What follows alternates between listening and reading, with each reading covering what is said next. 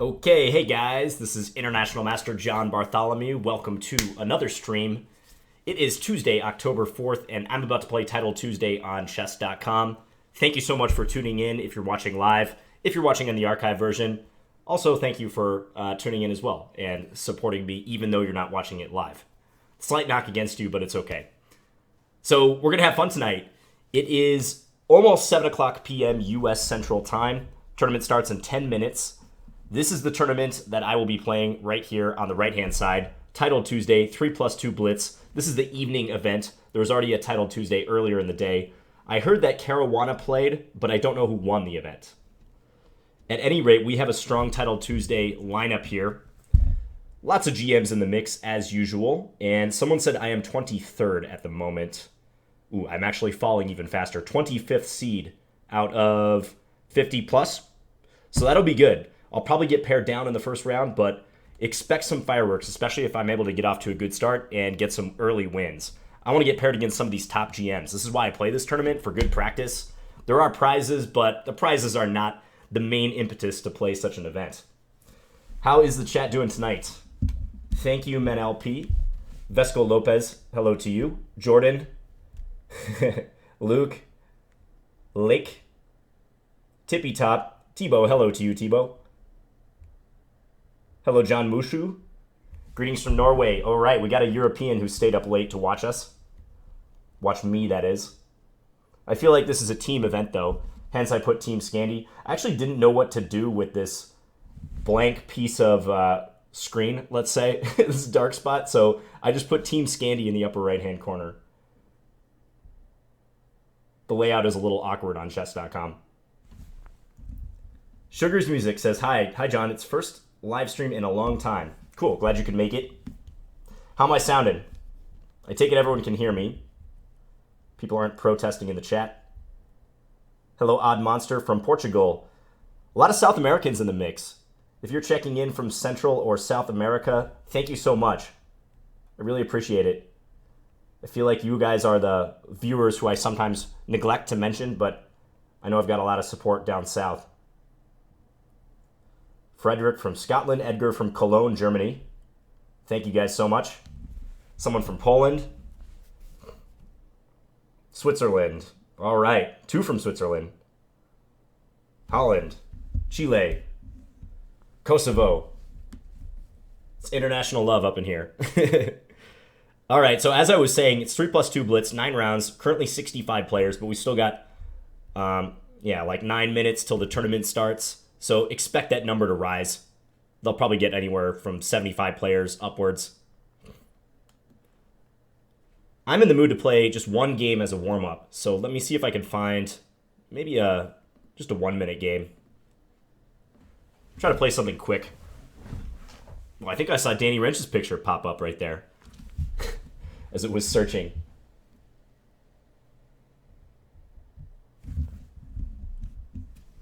Awesome. People checking in from all over the world. Love to see that. We currently have 234 viewers. All right, we got a game. Let me close this tab against I am Padam 19. And we're going Team Scandy. First Scandy of the night. Let's do this. I'm going to play the line where you actually send the queen to d5 anyways. And let's pull it back to d8. This looks kind of ridiculous, but I've done this before, so no big deal. I'm a professional. Okay, let's, actually didn't want to play e6. I should have played b5 as per the usual in this line. But next I can go c5, so this might be all right, even if we get a queen trade. Now he's going to do that. Okay. So maybe I can play to defend this b5 pawn. I'm trying to keep this bishop out of the game. Let's do this. My development is lacking right now, but I hope that's no big deal. Whoa, whoa, whoa, whoa. Does that work for you, sir? I don't know about that maneuver. So I'm up a piece for 2 pawns, but things are going to get messy here, I bet, because White's probably going to throw himself at me. For the moment, I managed to castle. That's good. Let's do this. I got bishop e4 coming. This is looking good. Let's go here. I don't want to trade my light square bishop for his knight, though. Ooh, that's a pawn in my favor.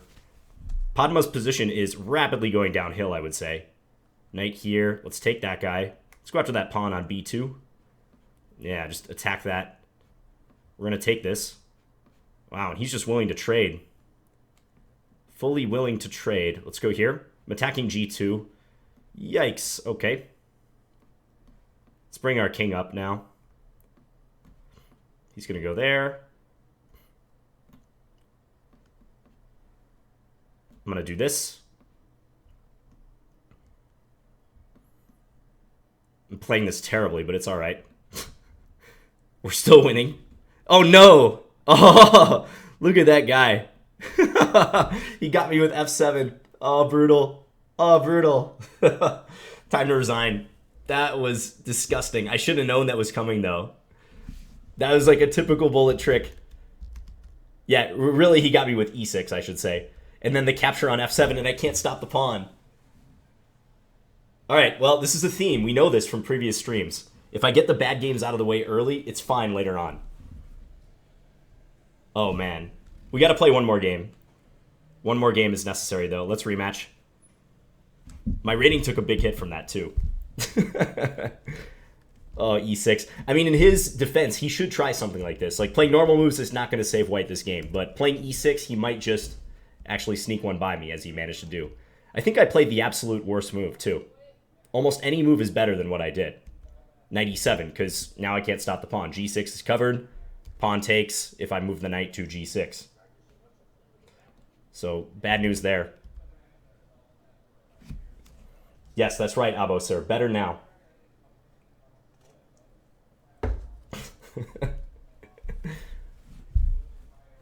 Credit to Padam19. That game was just going so well, though. I was just trading down, preparing to win in my usual style, and then off with my head.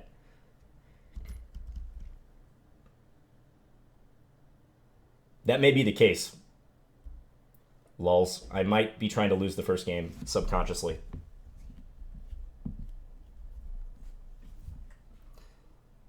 So it's about 4 minutes till crunch time. Let's just keep an eye on the standings or the pre-registration list. 82 players, up to 82. Does anyone know who won the first Title Tuesday this afternoon? Just out of curiosity.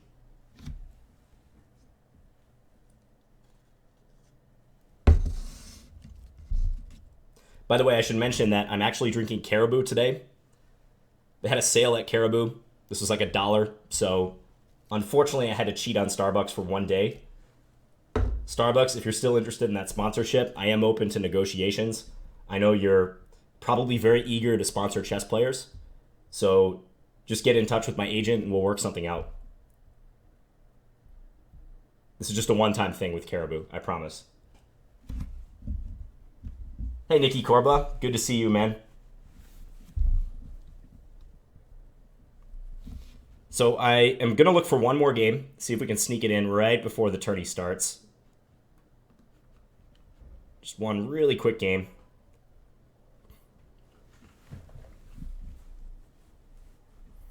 I feel like I need to take a shower after that last game, but hopefully one more victory, the first victory of the night, might be enough to absolve my sins in this previous game.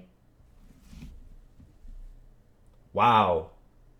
Grandmaster Alexander Bortnik won with 9 out of 9 in the afternoon Title Tuesday. That's incredible. I don't know if I've heard of someone going 9 out of 9 in a Title Tuesday. Usually even Nakamura, if he plays, gives up at least a half point or a full point.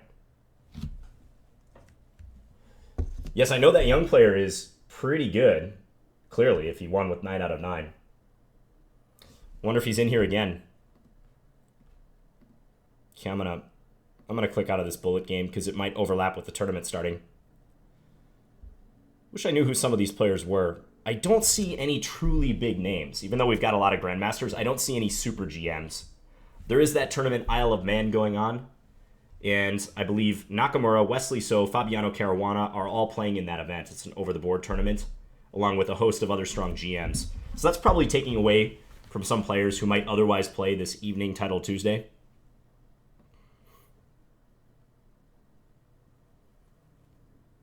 But when you see guys like Gadir Gisanov, who's very, very good at Blitz, down at number 20, that tells you it's a strong tournament we've got on our hands. Amon Hamilton is playing. He's number 29. Okay. I'm number 32, so we're certainly getting paired down in the first game. Minnesota Chessmaster, hello to you. I believe that's my friend Joe Long in. How's it going, Joe? If you're watching this, you probably aren't, but maybe later you'll see it. Thanks, Salam Z.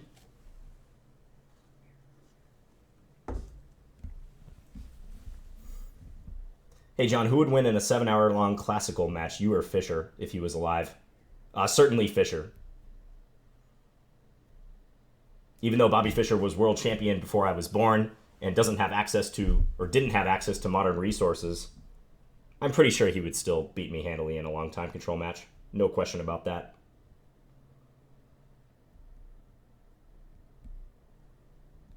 Thanks, Chris. Yeah, no Georg Meyer or Andrekin. Those two guys are mainstays of the Title Tuesdays, and you're right. I don't see them in the field.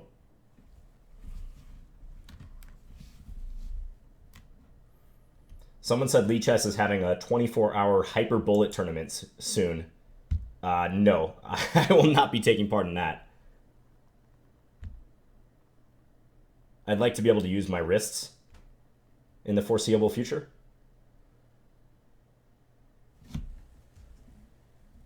Eric is commentating. Okay, so Chessbra, a.k.a. Eric Hansen, must be commentating this Title Tuesday, and probably Amon is playing.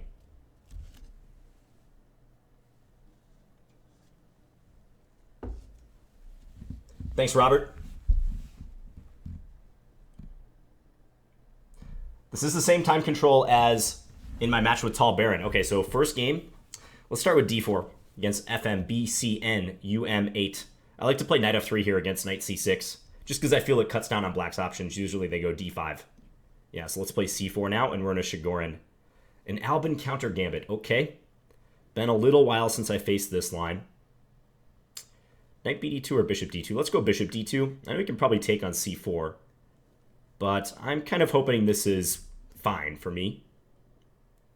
He looks like he knows what he's doing, though. Queen a4, perhaps, trying to attack the bishop, get him to take on d2. I'd really like to get him to capture here, but I could also take. You know, maybe this is simpler. I don't know, but he can trade on d1 first. Let's do this then. So we're going to go with this move. Try to get him to capture, as I said. But he refuses. A3. Playing a little slow, but just trying to navigate my way through this opening. I'm unfamiliar with the line he's played. Let's pre-move this. This looks normal. So I'm trying to just win the c4 pawn. That's about it. I think I can take this guy. If he plays b5, I have bishop takes b5. So probably he has to take first and then try to take on e5. So now I have to take this way. And he does have knight takes e5. Still, I feel like my slight lead in development should be worth something here. Admittedly, maybe not much, but a tad bit. Take. Okay, let's just take in castle. I know b2 is hanging, but no big deal. So now knight f3. Yeah, let's go knight f3. So if queen takes b2, can we trap his queen somehow? Like going there? Probably not.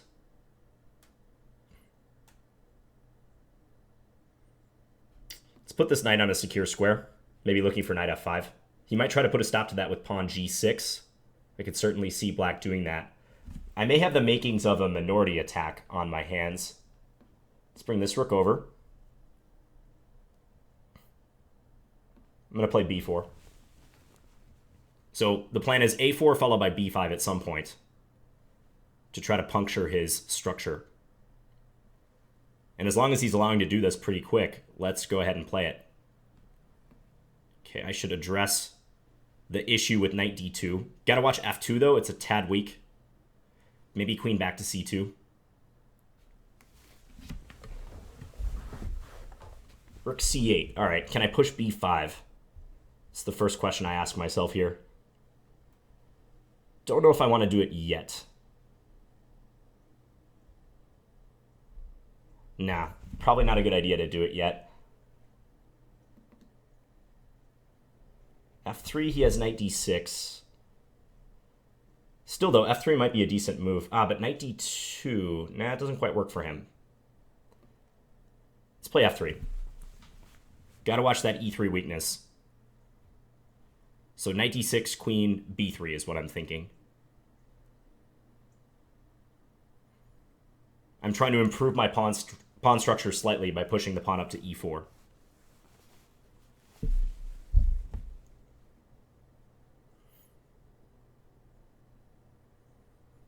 Don't believe knight d2 is working. Rook takes d2, queen takes e3, rook f2. I save the rook. He can't take on c1. Okay, so now let's do this. Probably rook fd8 will be played. Looks natural for him. Let's bring this back. He's kind of hinting that he might want to go knight f4.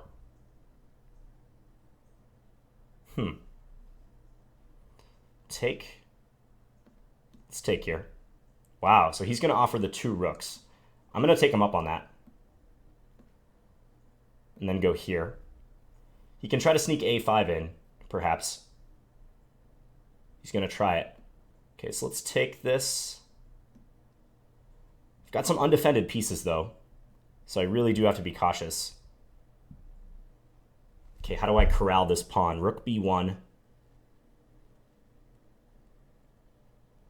Just looking at ways for him to cause me trouble.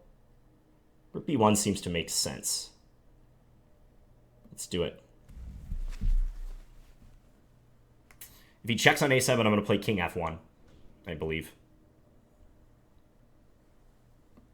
Just so that if he ever goes queen into e3, my knight is covered. So I'm up a bit of material, especially if I win this b4 pawn. But he's got queen and knight, always a potent attacking unit, so I got to be on guard. Every game is going to be like this, guys, entitled Tuesday. It's always tough. Okay. G3, perhaps. Or H3. Probably H3, huh? Yeah, let's do H3. A little more sturdy. The threatening queen takes H2. Gotta take that. Alright, so now this could be interesting. I'm going to attempt to win a long endgame. Okay, let's go here to start. Maybe looking for rook b7 and rook c7. I want to target f7. That's what I would love to do here. Okay, so first of all, let's go hide our king in the corner.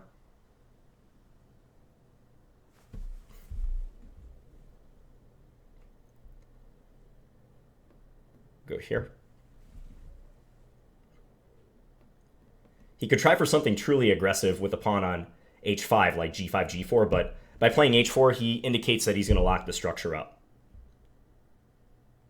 And now I feel like he should have issues defending f7 in the long run.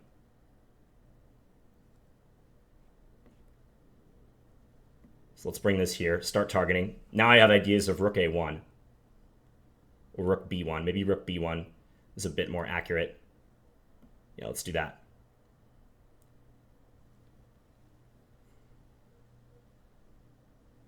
Maybe he can try for g4 at some point. That would be interesting if he did that. And then if I take with my h-pawn, try to... Okay, so I see what he's going to do. If I double up, he wants queen e1. All right, well, let's defend on the second rank for now. I'm just going to try to make a bunch of moves really quick for the time being. I sense it's going to be a little tough to improve our position in the short term. So let's just be practical for now. I'm going to go here. Now I'm going to go here. Look for rook d7 still.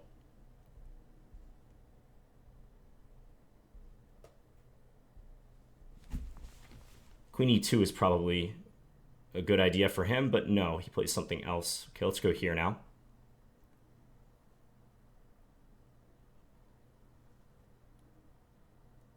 E5 maybe.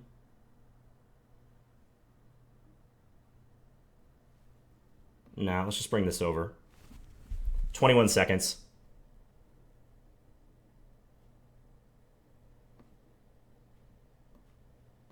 Let's go here. Trying to put him in Zugzwang somehow. Okay, that might have been the opening I needed. Now f4.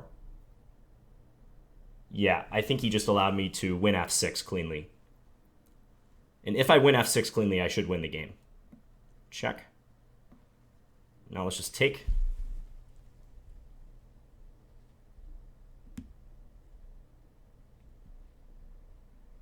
Let's go here. I'm going to play e5 next. Blocking out his queen so I can go rook g4. So now check. I'm going to do this now. I'm going to give him e5, but I think this just simplifies my task, basically. Let's go h4 now. Gain a little space. We got plenty of time, 24 seconds. And check. Yeah. We'll take his queen.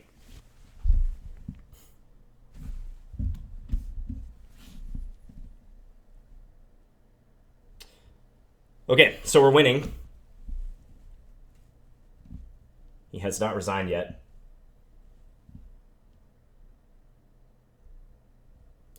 Those endgames are very tricky. I think that should be a win for me, given that I have 2 rooks against a queen and an extra pawn, and most importantly, my king is safe. When you're fighting against a queen like that, you really need a secure king, otherwise the queen has perpetual check opportunities. So the fact that I never allowed him to get multiple checks in a row is what allowed me eventually to win. Okay, he's having connection problems from the looks of it, but he is totally lost here. But as you can see, it took some maneuvering. There was a position earlier where it looked like I was ganging up on f7, but it just didn't pan out. So right here, for instance, this kind of showcases the problem. He plays queen e3. If at this moment I play rook to b7, then black has a perpetual. Check on e1, king h2, queen g3, king back, check, draw. So I want to attack one of his weaknesses by using both of my rooks, but I got to watch my king at all times. I feel pretty good about that game. I don't think he should have played b5. b5 looks like an overreaction to me. And then especially taking with the c-pawn. I feel like, in theory, white should be the only one who can win this. However, I do recognize that it's a blitz game, and fighting against a queen and especially a knight in a blitz game is difficult. Maybe black should have tried to keep the knights on board. Maybe knight to g3 was not so good. But on h5, the knight is restricted, so I can understand why black made that trade.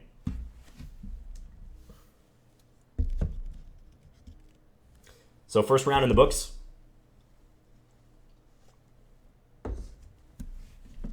Let's see if there's been any upsets.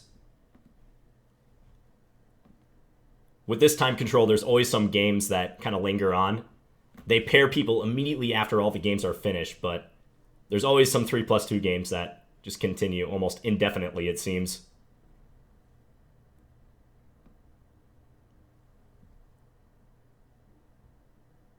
Okay, a couple higher rated players gave up a draw. Any big upsets? This player, 1756, has 1 out of 1. 1 game left. Let's go take a peek at that. Amin Bassem, very strong player. And a medical doctor, as you can see from his username. National Master Petrosianic. I know who this is. Forgotten his name, but nice guy. I've seen him around at tournaments. Matthew O'Brien, I want to say. And here he will go down against Amin Bassem, but looks like a long game. Yeah, can't stop that H-pawn. Okay, so that should take care of the first round. And we might get paired up this round, guys. And we did. Okay. I have double white. PSV 98. I'm going to open with D4 again.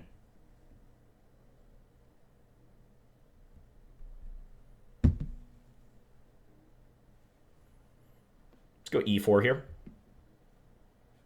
I'm just going to play simple knight C3. Nothing too fancy. Let's go A4. I know A4 is kind of debatable in these setups, but I'm just trying to play no-nonsense chess right now. We're still warming up. Okay, let's play bishop E3. I'd like to gain the bishop pair at some point if I could. So do I want to play h3 now or queen d2? h3 does win the bishop pair, but let's play queen d2. And look to go rook d1 after that, most likely. Black can play e5. In that case, I might take on e5. I may swap. Yeah, this is a strong IM. That's right. Could also play d5 here, but d5 doesn't seem correct. So let's take.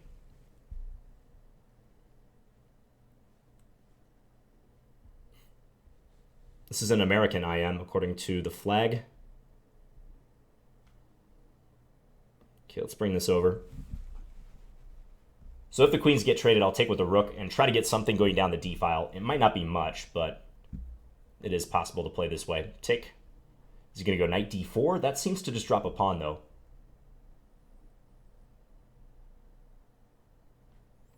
Let's pre-move this capture. Okay. So now I could play knight d5 if I'd like. I do kind of like that move. Trying to trade off. I could also play bishop g5, although that kind of gives up control of the d4 square, so I'm a little skeptical of that.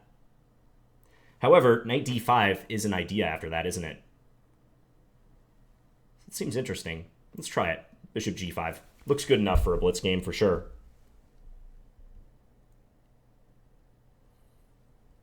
Knight d4, knight d5, knight takes f3, g takes f3. I've got the pin. I'm also threatening stuff on c7, perhaps.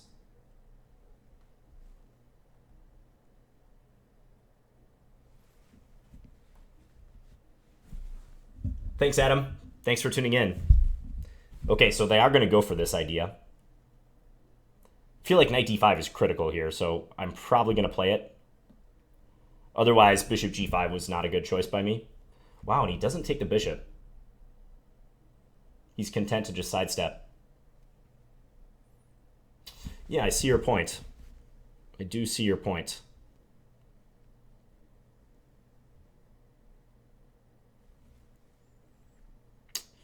Queen d3 doesn't look that great.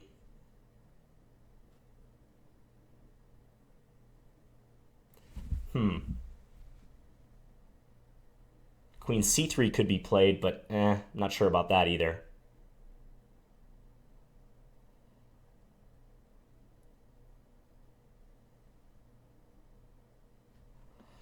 I think I'm just going to trade off here.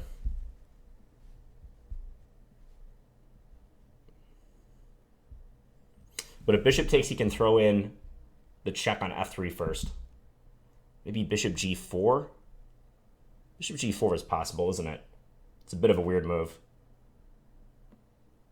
Don't think I'm blundering anything. Let's do it. Famous last words, I don't think I'm blundering anything.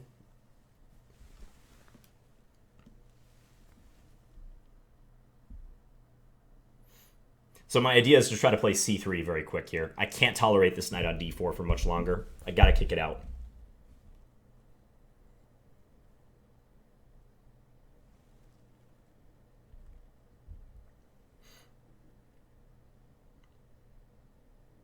Pre-moving queen takes g5.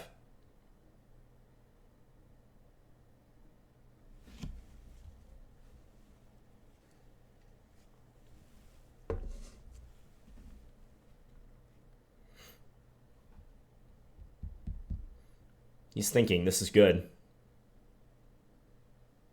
Okay, take f6 first or something else. Move the bishop away.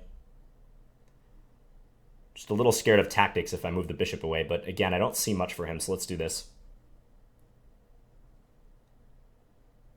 I don't want my bishop within striking range of his knight, so I'm not moving it back to f3 or e2. It's just a question of whether I play bishop takes f6 or not on the previous move. There's a fear the bishop is out of play over here, but I'm going with it.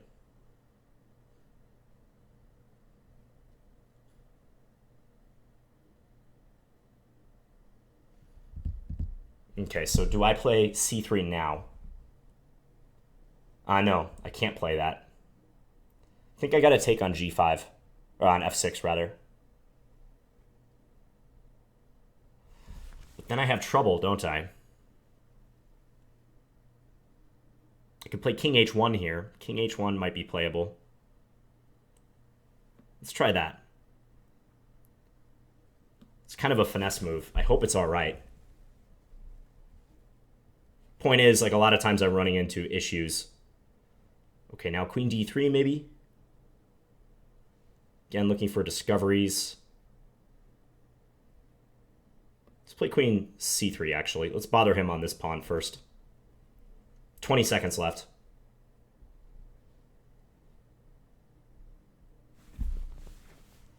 Still want to kick his knight out, but I got to take my time.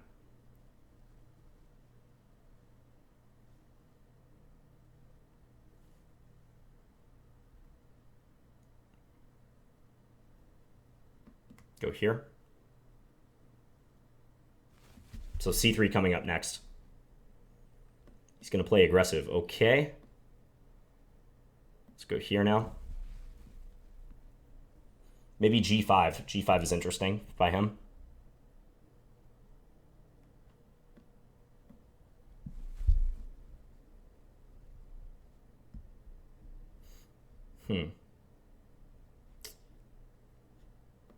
Let's go here. This looks shaky though, doesn't it? Let's bring this back, I suppose.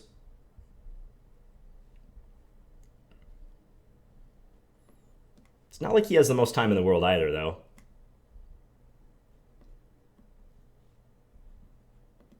Let's get our king over a bit.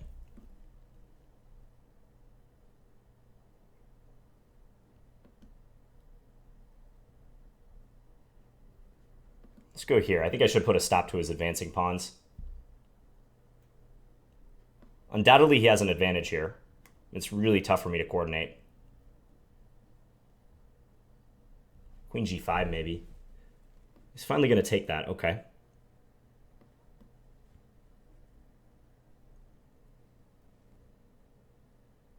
Hope I can hold this. It's tough, though. It's really tough. Okay, I'm gonna go for his queen side. I don't trust the trade into the endgame, so I'm gonna try this. Ah, nice move by him right there. Yeah, nice idea that he just showed. He's probably gonna repeat once or twice and then play for a win. Let's go here. Let's check. Okay, let's do this. If he takes on c2, he actually loses. So I hope he does that. Don't think it's likely. This is tough. His king is exposed. Let's go here.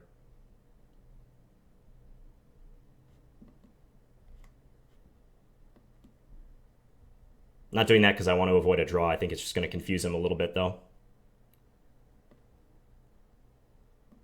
Check. Okay, let's go here.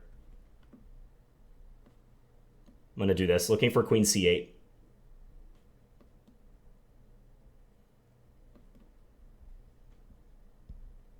He's doing a really good job at putting a stop to my plans, though.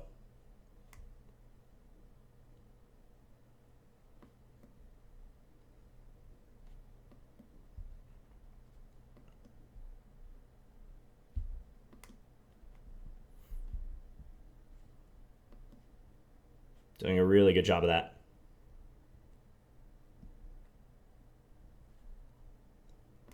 Let's go back here, I guess. I think I'm losing. I mean, I'm almost certain I'm losing.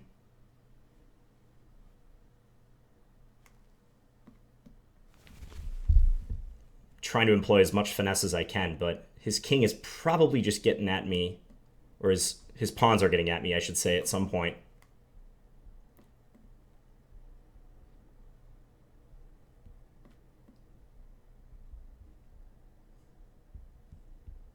I'm looking for checkmate ideas, but they're just not cropping up here.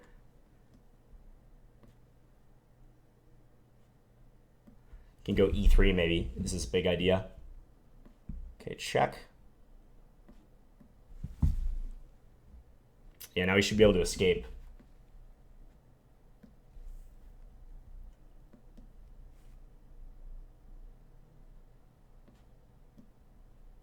queen c3. Queen c3 trades queens, although he would have a b pawn to deal with there. Let's check.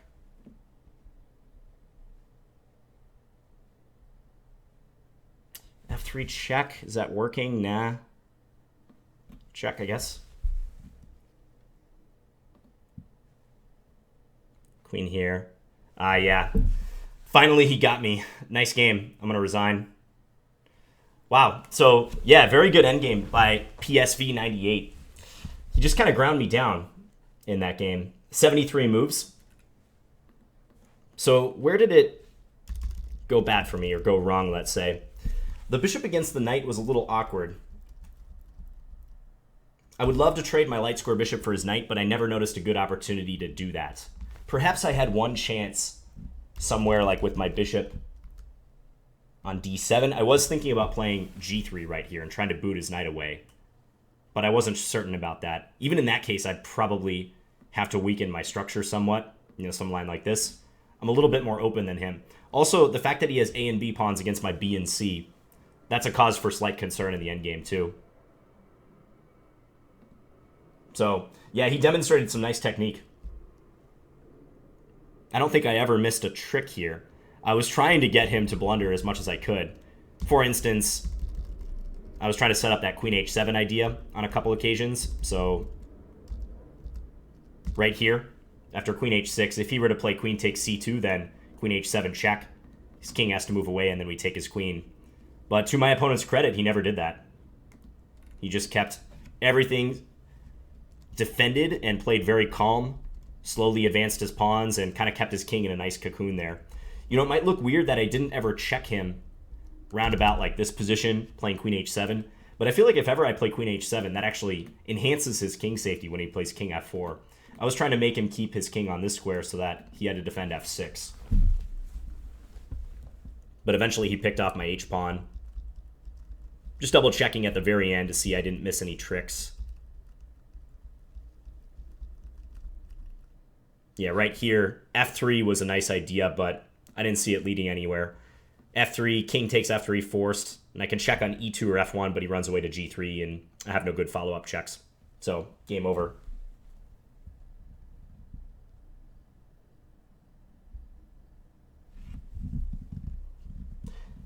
That is a good point, James. Structure has played a big role in both of these first two games. Wonder who this player is. I don't want to click their name because I think it's going to mess up my capture if I do that.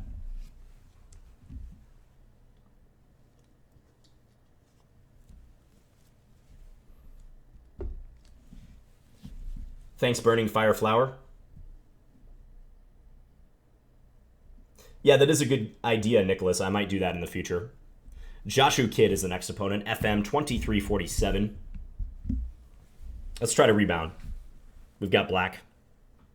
D4. Okay, no Scandi. No Scandi this time. We'll play a Slav or semi-Slav. Let's play knight f6 here. We're going semi-Slav. See what Joshua Kid has in mind. Main moves, bishop d3 or queen c2. White takes. That move I'm not so sure about. Not really familiar with this. I'm going to play bishop d6 just to play for control of e5. But without the dark square bishop being on g5, I kind of question whether this is a good plan for white. Looks a little weird. Okay, let's go here. I'm going to try to stick this knight on g6. And it doesn't appear that white's even going for the standard minority attack. a3, b4, b5. Okay, what about bishop g4 now? Seems good. Let's do it. One idea is to play bishop h5 to g6. Yeah, let's go here. We're going to try to execute that maneuver. Attack the queen. And he's okay with swapping the light square bishops. Interesting. All right. I agree to that. Let's go knight e4. He's pivoting, trying to get an exchange in. However, I can play f5 if I want to support this knight. It's a little double-edged, but it might be okay. Let's try it.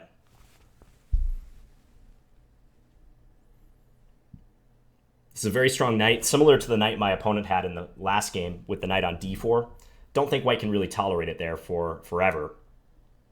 Queen h4, maybe. Yeah, queen h4 looks like a good attacking move. So I played a similar structure in my game with Tall Baron, the final game of the match, except Tall put his knight, his kingside knight, on e2 and went for a plan involving f3. I feel like with white having originally developed the knight to f3, their setup is pretty toothless.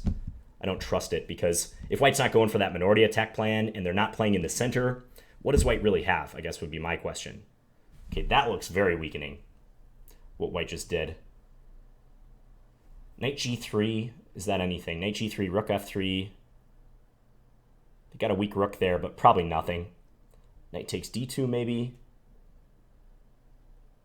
Yeah, probably just knight takes d2. So I'm going to try to maneuver this knight into the e4 square eventually. I'm actually tempted to play bishop b4 right here, to be quite honest. But now, I'm going to do this. I'm going to play it safe. Bishop b4 was interesting, though, trying to eliminate the knight, which is the only piece that can really contest my knight when it lands on e4. So let's play g6 now.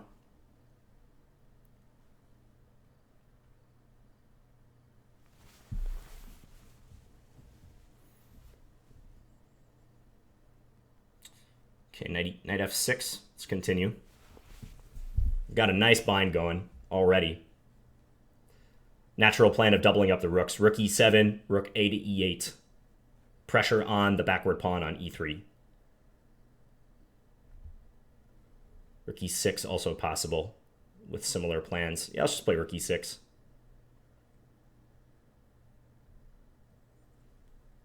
Now white's maneuvering. Okay. Knight f2, maybe knight e4.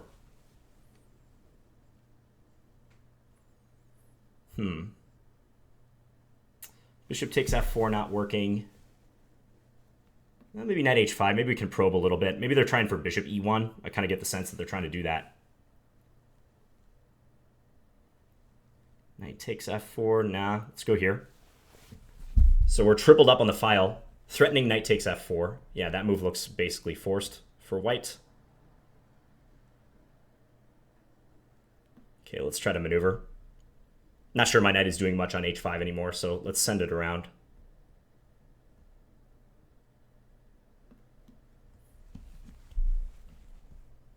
So now with knight c3, I think I can play bishop b4, because white can't favorably take this knight is the thing. Yikes. Wow, bishop f2. I want to trap this rook. Like I'm looking at g5 stuff. Let's play bishop b4. Just see what white does against that. Maybe a5, play on all wings. Bishop back there. Huh. Okay, knight d2, not really working. Let's play a5. Just going to probe on this area of the board.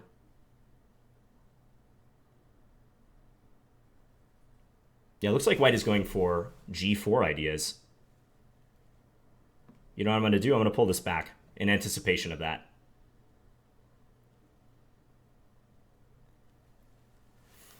Let's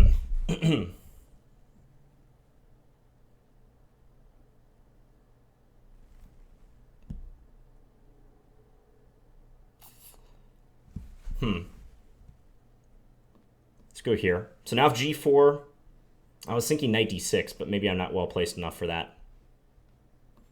Let's go here.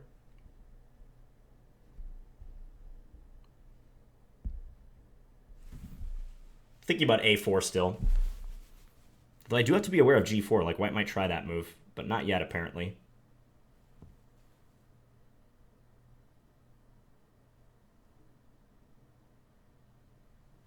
Okay, let's take. Queen e1 probably doesn't do much. Let's bring this knight back.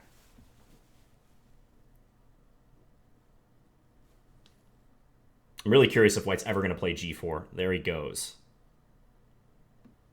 Okay, let's go here. Just reinforcing f5.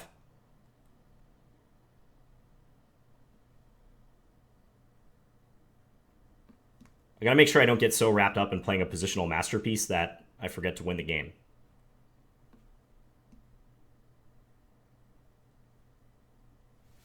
So I'm trying to penetrate with my rook.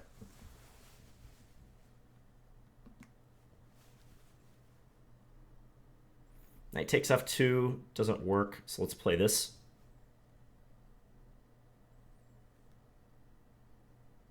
That move doesn't really bother me that much, I feel. What bothers me is the fact that I have 22 seconds left, though.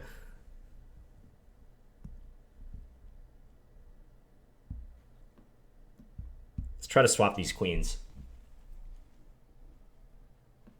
Okay, finally they blunder.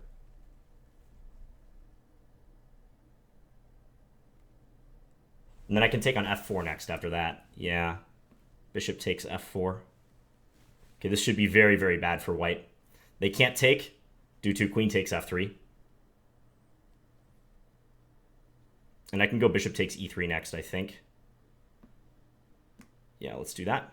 Attacking their queen.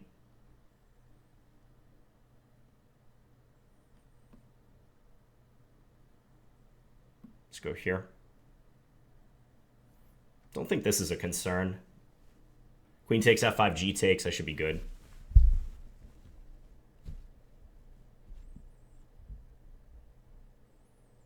Yeah, it's too much material, but with the clock, you never know. I'm going to go queen takes d4 next, probably. Look for bishop f4. Bishop f4 would be a pretty devastating trade if we're able to accomplish that.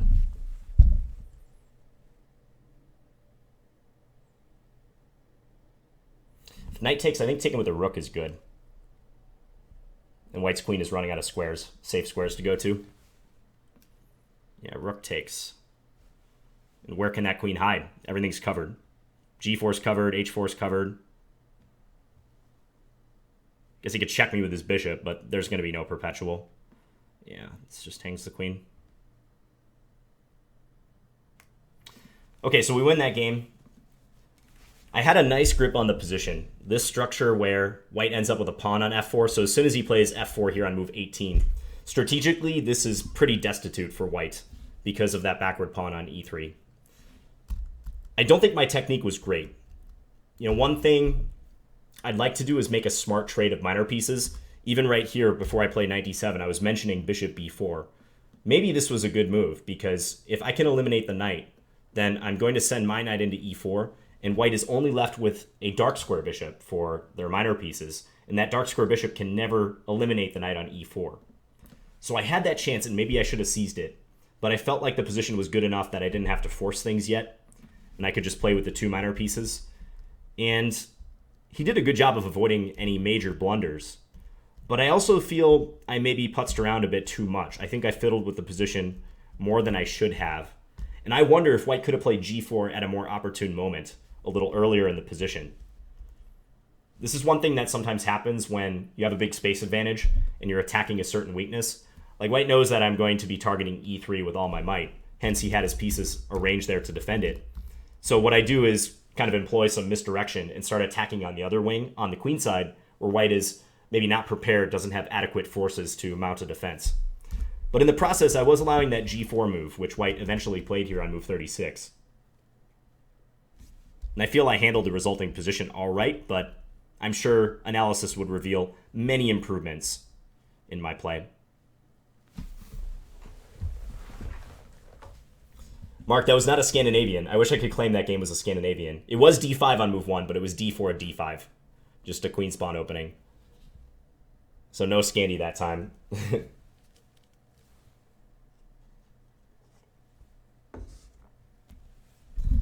John, how much money do you get if you win Title Tuesday? I think first prize is $500. There's a few other prizes after that, second, third. Maybe an under prize under a certain rating category.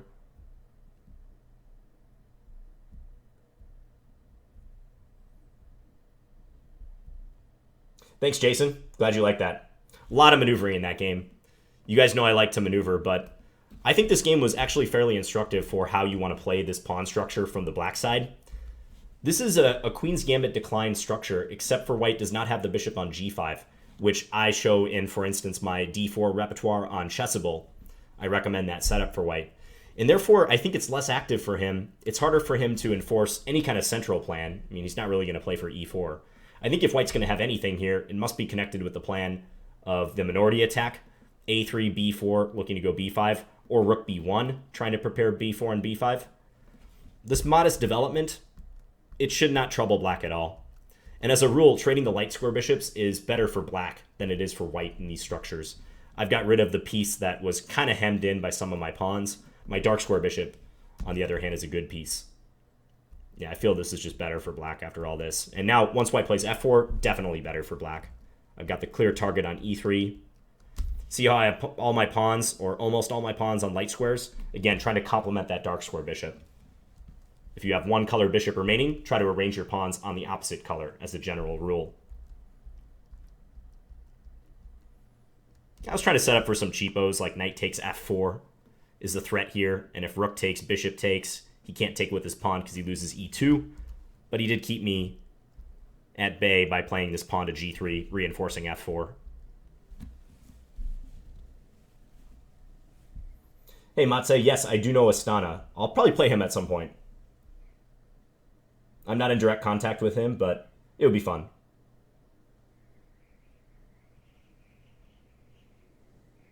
No comment, Griffin. Hey, the Juice. Glad you could catch the stream. John, if I'm only 900, should I play the piano or the fried liver or stick with d4? I'd say as a rule you should play e4 as white. And yes, playing bishop c4 on move 3 is a good idea. I would do that. And if they play knight f6, then maybe knight g5. Yeah, go for it. Great Mushi, I can't play the England gambit. That gambit is so unsound. Oh, I'm really sorry to hear that, though. I didn't read the entirety of your sentence. Yeah, I'm really sorry to hear that. Maybe I can work in an England gambit sometime. Perhaps not this stream. This is titled Tuesday, some very good players, but I'll see what I can do.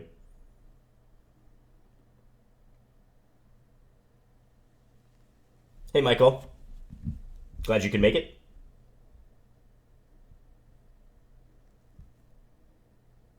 Rishi, which chess camp did you go to? Oh yeah, let's check the standings, by the way. I've been meaning to put up the standings in between rounds. We're waiting on a game, so let me just put up that remaining game. Rook endgame with both players having very little time left. Looks like a win for white. Yeah, white getting in h5. This is my opponent from the previous round. He got black again. I think he's losing here because, yeah, white is cutting off the black king. And this is going to reach a Lucina position. This is what we're going to see here in a second. King g7. White's going to go king g8, pawn g7, and we'll see if they can demonstrate the bridge, which I'm sure FM's Shrek David with a very high rating is able to do. Rook f1 is probably simple here. Just move the attacked rook. Rook f7 also, I'm certain, will work. Rook over to b7 now, maybe. He's just trying to free up his king so he can promote. Yeah, rook over to b7. Well, this is a little weird. For instance, king f8 runs into rook a8 checkmate. I would not have done it this way if I were white, but yeah, he's going to win. Now rook h2 is blocked by rook h6. So, yeah, this pawn push is coming. Okay, so that's the last one of that round, and I'm sure there's several players on 3 out of 3. Yeah, 6 players with 3 out of 3. Lots of 2.5s I saw too. And I'm playing a National Master. Okay. You know what? I'm going to go to knight f3. I'm going to try to play a little bit faster. I like playing knight f3 against slightly lower rated opposition because I feel sometimes they're not completely ready for the transpositions that knight f3 on move 1 entail. So let's see if we can put that theory into practice.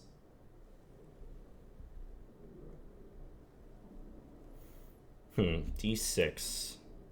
Let's go d4 right away, just to rule out any e5 business.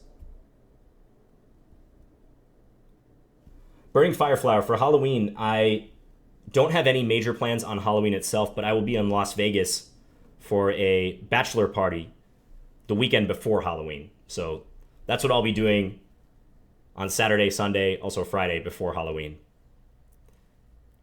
It would be fun, though, to do a stream. I don't know if I can promise that, guys, to do a Halloween stream like I did last year. But we'll see. It's still kind of early. So I'm just reinforcing my center. This is a line I've played before. I might be looking to push d5 if allowed. Okay, here I think I'm just going to play knight c3. This setup is pretty calm. Black is reinforcing c6. Looks fine for them. Also looks fine for white. I think I should play the knight back to c2. Definitely considering doing that. Maybe first queen d2, but I got to watch out for certain tactics.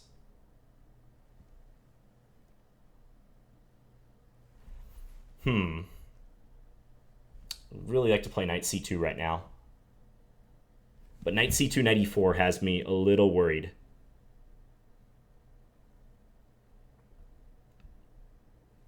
There's some swaps there that I don't know are in my favor.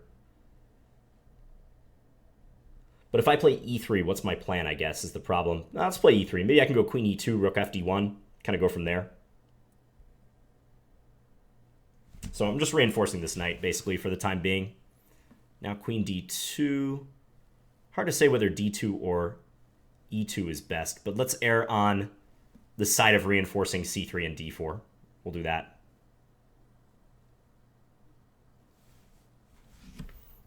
I'm channeling Georg Meyer in this setup because he's a big expert on this line for white. Let's play rook fd1.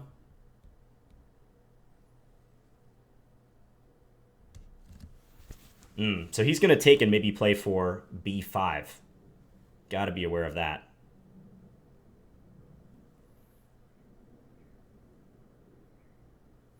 Guess I have knight d5, though. I can try to get in. Let's do this first. Burning some time. I wish I wasn't burning this much time, but okay, so I'm trying to set up knight d5, whereupon knight takes would not work for him.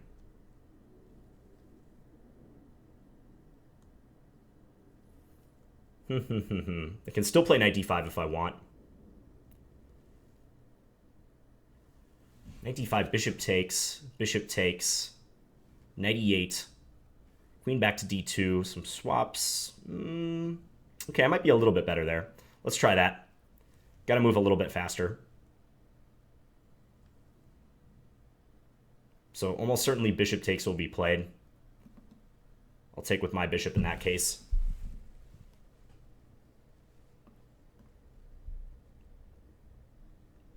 But there's this alignment issue. I gotta, always check to make sure it's not hurting me somehow. He's gonna go for b5 directly, okay. So take now? Probably. Bishop c3 also possible. Now let's take, though. Let's do that.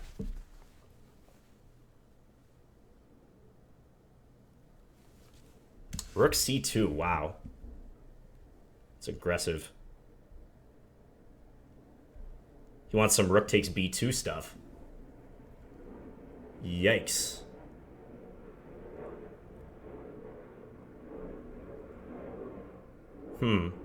That might be a very good move by him.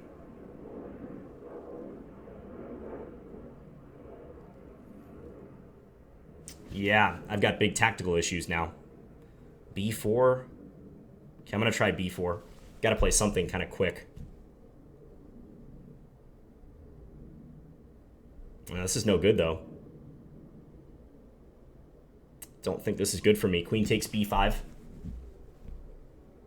a4 now, perhaps, but he just takes on d5 then.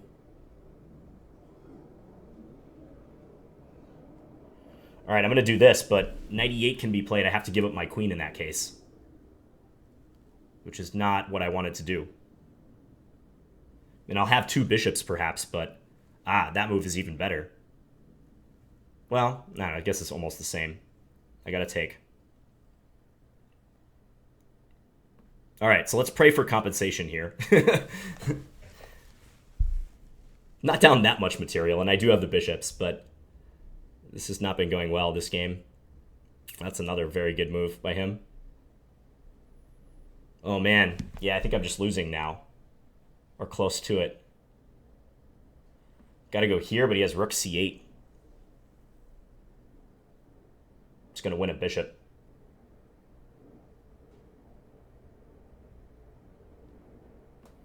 All right, this drops a piece, but I have almost no other good move.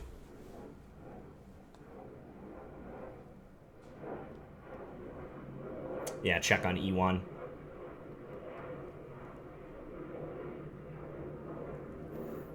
Okay, so we're losing, but let's see if we can find maybe some miracle with my 18.5 seconds. Probably queen a3 is a good move. Yep. Let's go attack that pawn on e7.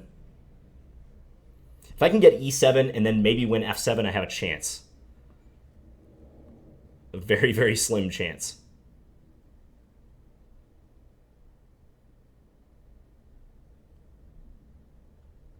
He just continues to hammer out the good moves, basically.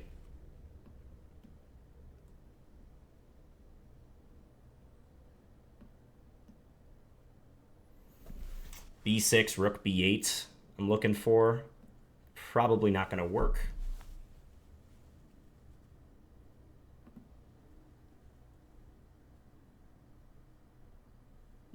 Yeah, attacks f2. Let's give a check. Yeah, I think that's about it. We'll let him take f2 and then I'll resign. Yeah. Wow. Very impressive game by Black. That move that he played rook down to c2 was really nice. Right here. I had trouble just kind of coordinating after that, basically. I might be in big trouble, if not just losing. I shouldn't even say might be in big trouble. I think I am in big trouble here. Because basically he's just threatening to move his knight away, h5 or e8. And then my queen will be under attack. It'll be under attack from his bishop, which is defended. And I'm skewered behind. And even playing rook b1, trying to reinforce, is not going to help. There's nowhere to go with my queen safely after that. So I don't know that I really have much there. And maybe this whole idea of playing knight d5 is kind of foolhardy. Because I'm asking for trouble when I'm in this this discovery scenario, but I thought I could kind of fade his attacks, but it didn't work out that way.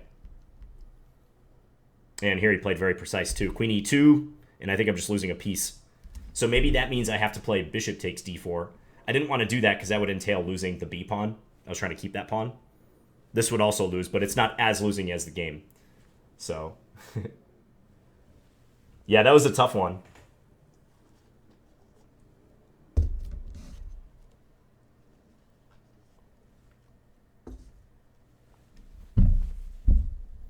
Didn't rook d1 not lose the bishop? Let's see what position you're referring to. Rook d1.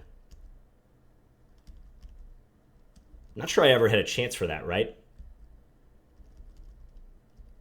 Let's see. Queen e2, skewering the two bishops. And how do I defend? If I move this bishop, I lose the one on b2. I can't defend with this rook because both of these squares are covered. So as far as I can tell, rook c1 is forced. Now rook c8, and I don't see how he defends here. Or how I defend, rather. Ah, do you mean bishop d1? Yeah, bishop d1. Maybe that's what someone in the chat said. Bishop d1? That could work. That way I'm attacking the queen. Also, there's an attack here. So he can play rook takes c1, bishop takes c1. Yeah, you're right. And in this case, I think I am holding for the time being. Check, king here. And my rook on d4 holds the bishop. Yeah, someone else said it too. Gurgen step. I was already in big trouble at this point, though.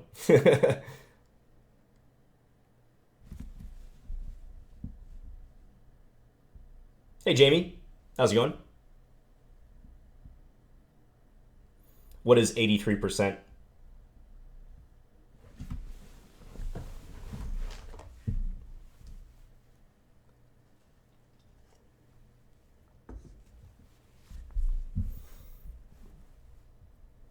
If anyone's in Minnesota, John's going to need a venti iced coffee ASAP. I do have my coffee. And I actually posted on Twitter before I got on here.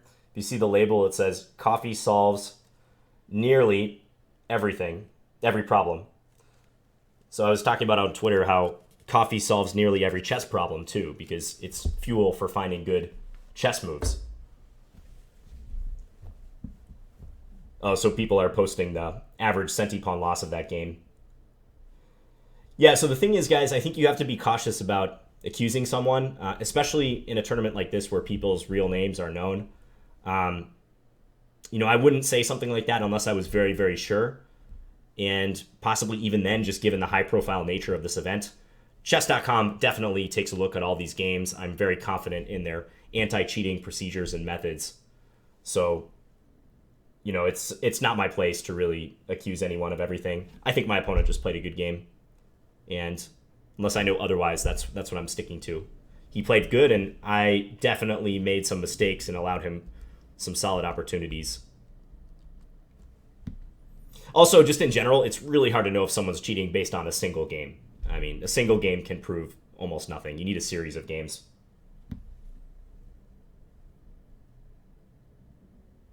Hey, Danny.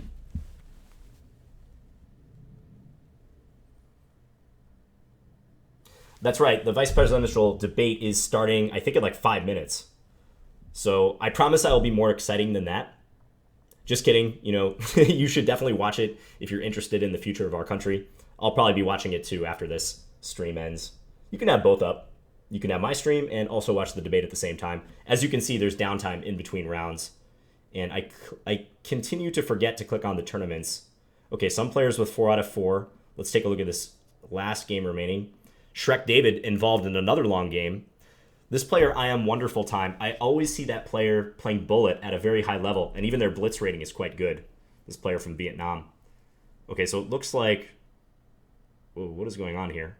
Oh yeah, okay, Black's pawns are going that direction, so White is clearly winning in this position. We're looking at it from Black's point of view. Oh boy, wow, Queen G3, did you guys see that? Oh, that hurts. That hurts big time. Especially since Wonderful Time had a perfect score, was about to move to 4 out of 4. Oh, brutal. That's worse than my blundering of E takes F7 at the very start of the stream, that first Bullet game I played. You just got to feel for Wonderful Time right there. They meant to play Queen takes F3, whereupon it's game over, and they just mouse slipped. Hey, Isaiah. Good to see you in the stream. Okay, we got Jay Landau. I think it's time for the Scandi, guys. Let's play D5 and make it rain on Jay Landau. So Queen D5. I like this line for Black. If Knight F3, I think I'm going to go ahead and play E5. Not sure about this whole Knight G3 operation. I feel like that's a little bit easy for Black to equalize against, let's say. Okay, maybe Bishop C5 here, or something like Bishop E7 also makes a great deal of sense. Bishop G4 also makes sense. Let's go Bishop C5, though. I guess I am allowing them to put a piece into F5 if they want, but I gotta believe with my smooth development, I'm in very good shape here. Unfortunately, E4 does not work. I would love for that move to work, but it doesn't yet. Let's just play it like this, castle. Okay, Knight D4, anything there? Probably not. I feel like he's going to play Knight E4 in the very near future. Rook E8. Rook E8 seems logical. I'm just going to play it. I know Knight E4 can happen, but maybe Bishop E7 in that case. Should be fine. Thanks for the fire emojis. I need it. I'm only 2 out of 4. Still kind of early, though. 5 rounds to play, including this one.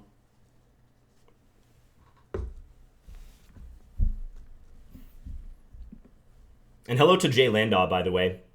This is a player, I don't really know him personally, but we used to play quite a bit on chess.com several years ago, about 5 years ago or so. I recall playing him late at night many, many times. Seems like a nice guy. Okay, so this is the move I thought he'd play. Now, knight takes e4 or bishop back to e7. I think those are my major options.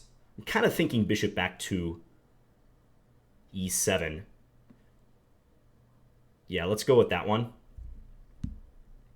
So white's a little bit cramped. I think he needs to develop this dark square bishop somehow. So moving the light square bishop and then trying to play d3 makes sense. But I guess white could try to attack me in a few different ways here, or develop their position maybe in a few different ways. Yeah, it looks like they're going to go for a plan with bishop c2 on the next move. Bishop f5 is not working for me. Knight h5 is kind of interesting. Knight h5 trying to use the f4 square. I kind of like that idea. Might be worth a punt. But bishop c4, I'm kind of opening myself up for that. Although then I have knight f4, don't I? Let's give this a shot.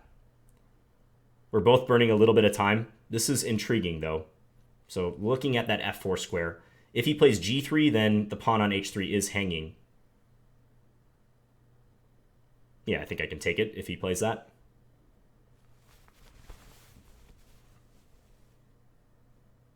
Bishop c4. All right, so I was thinking about playing knight f4 against this move.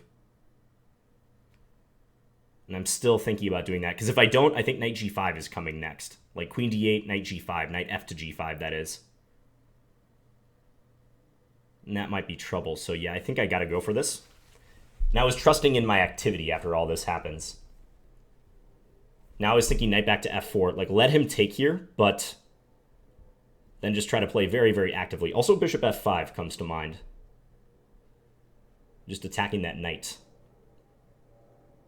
Yeah, let's go with the hyperactive bishop f5.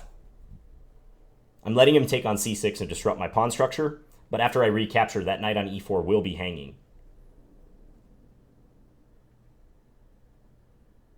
I could always take his bishop on c1 if I absolutely needed to bail with my knight. So that's probably a reasonable plan for me. Let's play rook over. Guess he can play take, knight takes e5 in that case.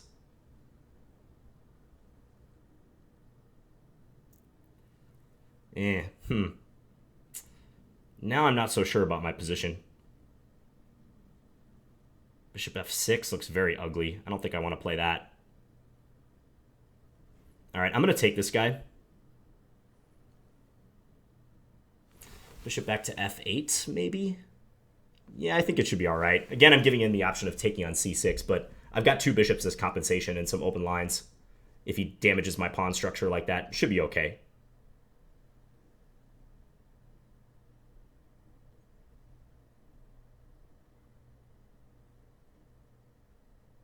d3 is weak. When I play rook a d8 in the coming moves, I think attacking his bishop, attacking that pawn on d3, that's going to be nice for me.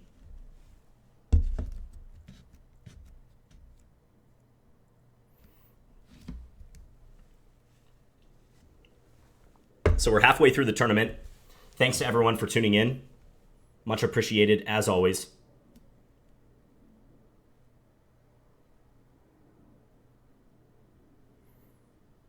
Okay, so here he could try bishop takes c6, pawn takes c6, and then knight back to g3. And then after bishop takes d3, knight takes e5. Looks like he's going to go for that. Yeah, I was wondering if he would do it, but I think this is probably all right for me if I go bishop b5. Ah, no, he has c4 in that case. Pawn c4.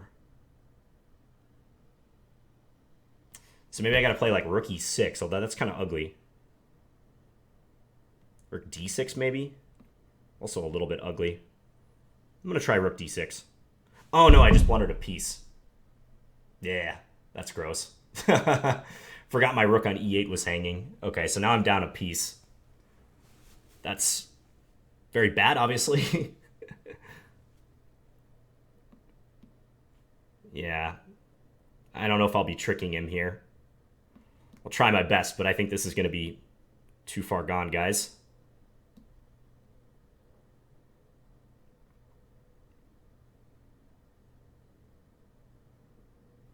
Bad blunder by me. Very bad blunder.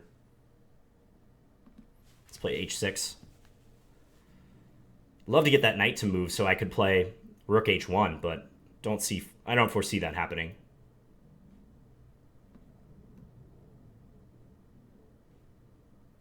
Let's attack that a pawn.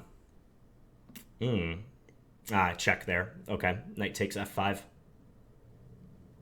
Yeah, that should be it. Just going to play a few more moves just to see if I can somehow swindle him. G4 check being an idea, but...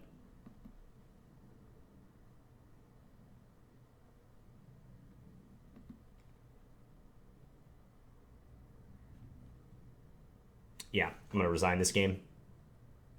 Nicely played by Jay Landaw. I think he negotiated the complications well when he played, where was it? Right here. Bishop takes c6, pawn takes c6, knight g3. That did give me a few issues after bishop takes d3, knight takes e5. Mainly because of my structure, right? Like, I am threatened with knight takes c6, and knight takes d3 is a threat, which I foolishly did not address with rook to d6. I think if I want to defend it, I have to play rook e6, but then, you know, at minimum, he could take, and after rook takes here, again, he has a better pawn structure. Maybe I have a little bit of activity, but nothing much.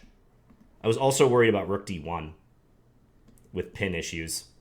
So I might be like solidly worse right here in this position I was showing you.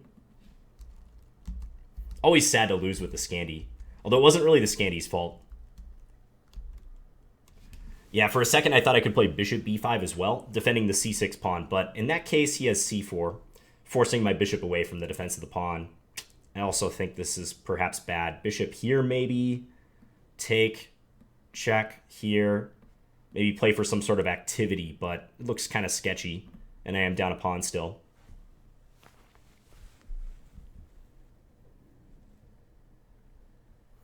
Just taking a look at the chat to see if you guys have any suggestions, better ways I could have played it. It was awkward for white to develop their position. You know, like roundabout here, white had to kind of go through some contortions to get their pieces out. c3, bishop c4, etc. But it's possible that this simplifying operation just doesn't really favor me much, if at all. It felt okay, but it'd be really nice to have my pawn on f6. If I could do that, I think I'd be in good shape, just solidifying e5, but I never got a chance to do that. Perhaps bishop d6 should be played in order to protect e5 better. That does come to mind too in retrospect. Those are the breaks. Let's go back and take a look at the tournament again. So Darrow 94 is 5 out of 5. Still a lot of games going here. Let's take a look at D-Wretch versus Platty 3, two high-rated GMs. Conrad Holt is D-Wretch. Very strong player, both in classical and especially in Blitz. I really respect Conrad's game.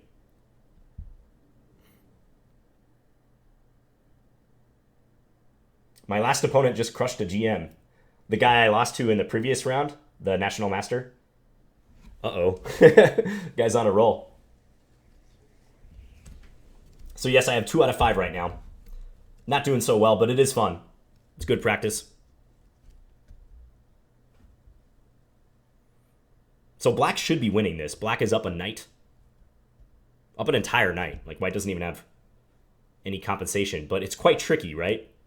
Black's king is pretty open. White's is relatively secure. Also, if white's h-pawn gets going, I could see some weird stuff happening. And not to mention, they're both under 20 seconds. Well under 20 seconds. Yeah, one GM in the chat is saying that white will win this. He seems confident. I don't know how confident I am of white winning. Rook b1 check now, maybe? King c4, however. Black's king actually looks really safe now. Ooh, queen g8. Covering the knight, also threatening h7. Wow. So now black goes after f2. White defends. Maybe e3. Wow. Rook a1. Can you just take that? Queen takes f2, king h1. Now what? Black gave back the material. Okay, now they're threatening knight f2 checkmate. So white probably has to return with the rook to f1, I'm guessing. No, they say, here, take my rook. I'm doing it just to deflect your knight. Maybe black can take it and then bring the knight back to d3. White's going to run their h-pawn if he does. h7 is basically the only thing white can do. But now knight d3, knight f2 is coming, right? Wow, knight takes e4. I don't think that should work for white. But yikes, there's a lot of complications here. Knight g3? What's happening? Is white going to win this? King g1? Black might be rapidly running out of checks. I think I would have played king g2 there if I were white instead. This might be a draw after all. Queen d4. Black might not want to risk it because of h8 queen just looming. Ooh, game drawn. That's a Title Tuesday game right there. Just utter confusion. Both players playing on the increment. So many tactical complications. Wow. Okay, let's go to the remaining game in the round. And we have a theoretical endgame. This can happen quite frequently. Rook versus rook and bishop. This is a theoretical draw. However, note the position of white's king. It's actually in a very bad spot in this particular instance. I think this is still a draw. Yeah, white is, I believe, still defending. But this is quite tricky. White has to be walking on needles right now. Black's trying to find some way to set up a mating net. And they're on move 99, about to cross move 100. Okay, white should move their king now. There's a number of defensive setups you can employ in this endgame. This is actually a fascinating endgame to study. And, okay, check on a1. White's going to play rook b1. Must. Rook there, yep. So a lot of times white has to resort to using their rook to harass black from behind. But in this case, black is always threatening these checkmates. So white is having to shuttle the rook between, in this case, b8 and d8, so they can block on d1 or b1, depending upon where black tries to set up a mate. So now the rook will come back. Black will try some other angle of attack. Chess King is doing a good job of playing quick. Ooh, I think black figured it out. Yeah, this might be winning. But now, okay, he has rook c2 check. White could have played rook c2 right here. I think they have to play that move. If rook c2 and then bishop takes, it's stalemate. So white might have to resort to that. White's playing it in a different way, but rook c2 is still available. Like, now they have to play it. They must play rook c2, otherwise they lose. Let's see if white finds it. No other move is good. 5 seconds. You going to find it, Chess King? He must not know this. Ooh, he lost on time. Yep, rook c2 check, and if you take, stalemate. That's how white can save that position. Black would have to back their king off if they want any chance of a win, king d4, and it would continue from there. Okay, so that was the last one of the round. This is round 6. I'm playing spirals. You know what? Let's stick with knight f3. We're going to go for this setup again. I need to avenge that loss I had a couple rounds ago on the white side of knight f3. That was not sufficient. Okay, let's play d4. This is like a reversed Grunfeld now. I'm going to play c4 and try to attack black in the center. If d takes c4, I'm going to go queen to a4. Okay, now we've transposed it into a Shigorin variation. Tarrasch variation. Tarrasch defense. Okay, what is this about? I think I'm just going to play knight c3. Not as familiar with knight takes d5. Spiral seems willing to trade, though. All right, let's stick with a pawn. Where to put my dark square bishop? Or should I play e4 and just try to bulldoze him in the center? Let's play e4. We'll take the center space. I think black's still going to have trouble with this bishop. And if they play b6, I'm already in a good spot to play d5, I think. And immediately put the pressure on black. Okay, so black is developing in kind of awkward fashion. Bishop to d7. d5, and what then? d5, d6. I can get that pawn up there real quick, but I don't know how great that is. Let's play rook b1 first. No time to pontificate. Let's just attack that pawn on b7 and see how black defends. Then if b6, maybe I have more reason to play d5. Now that bishop f6 will never hit my rook here on b1. That's kind of dubious reasoning, but again, not a lot of time to figure it out. Yeah, I don't know if I should play d5 here quite yet. Like, black can take and play bishop f5, I'm noticing. Maybe just bishop f4 right now. That seems like a good move. Let's do that. Connect our queen and our rook. d5, d6 is propped up. We'll do that. He's going to try to play his knight to a5. But I feel like we kind of have to play this and open the position up. So d6 or no d6. d6, bishop f6, how does that help us? It's kind of a mystery. I think knight e5. Yeah, let's play knight e5. I kind of like the idea of maybe using the c6 square in the future. So let's try to make that a reality.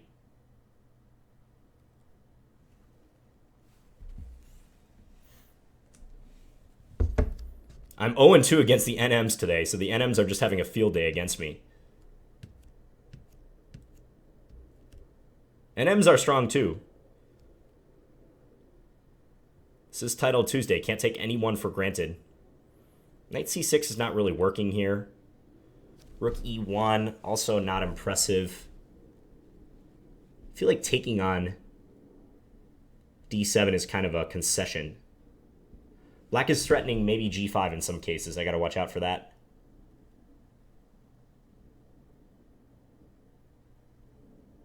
Maybe queen here?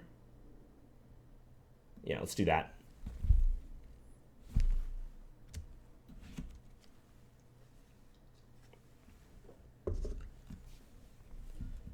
Okay, knight takes f7 would be cool, but probably not sound. Rook e1 looks normal, but let's go here. Yeah, let's do that. Just reinforce e5. Thinking maybe someday play my queen into a6. If g5 now, by the way, I have knight takes d7. That's very important to note. Wow, they're just going to trade. Okay. So now I'm thinking of changing up my strategy a little bit and maybe pulling the bishop all the way back to a1. Like, let's say in the event of knight c4. If bishop goes all the way back to a1, I can set up a queen-bishop battery. A little surprised by that decision by black. Don't think I would have done that.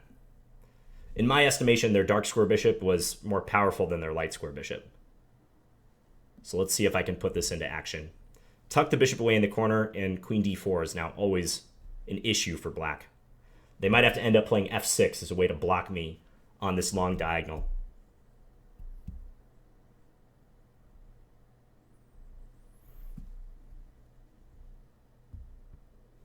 And then I can see the d6 pawn pushing up aggressively, causing trouble. Okay, so black's going to swap and then do something. Maybe queen over to f8. Queen g5. Huh. h4. Let's go h4. Now there's queen d2, I guess.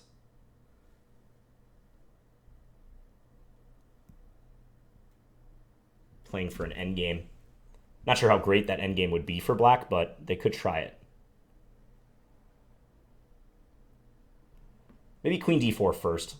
Yeah, let's just do that, just to make sure the queen is tethered to the defense of the pawn. So no queen d2 for now to worry about. Time to play faster, though.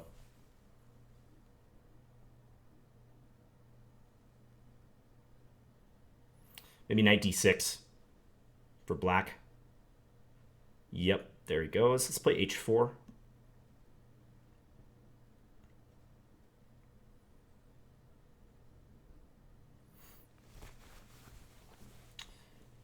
Thinking about queen f4 if the queen moves back to, say, g6. Or even h5. I could play h5, couldn't I? But h5 just queen g5 probably. So let's play queen f4. And now h5 is a threat.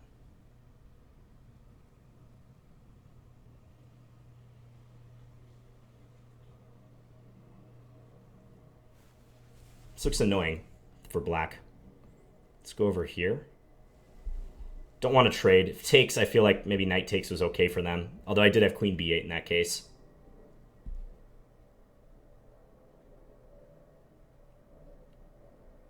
h5, okay. Now maybe tuck our king. Yeah, let's go here. Thinking about rook c7. I'd really like to penetrate with the rook to the 7th rank.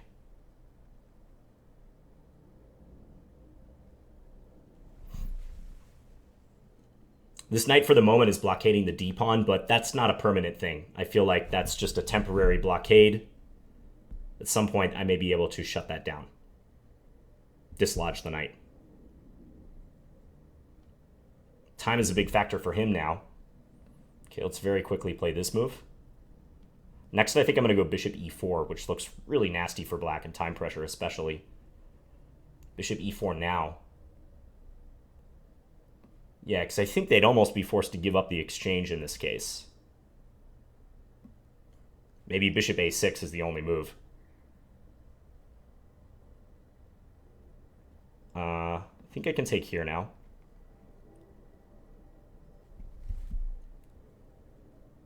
take here. Now I can go check. Check. Go take this guy. I'm going to play it safe now and just trade queens. Just be very cautious about this. This is a winning endgame. But let's just not blow it. I have a1 covered, so he can't play rook a1, which is nice.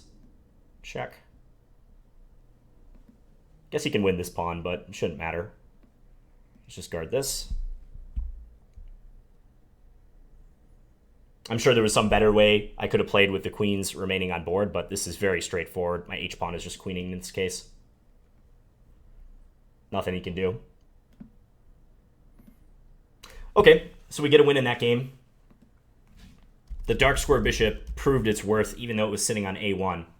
So if I were to highlight one decision that I disagreed with from Black's point of view, it was move 16, bishop f6. I don't think that was a good idea for Black. Or no, sorry, not this move.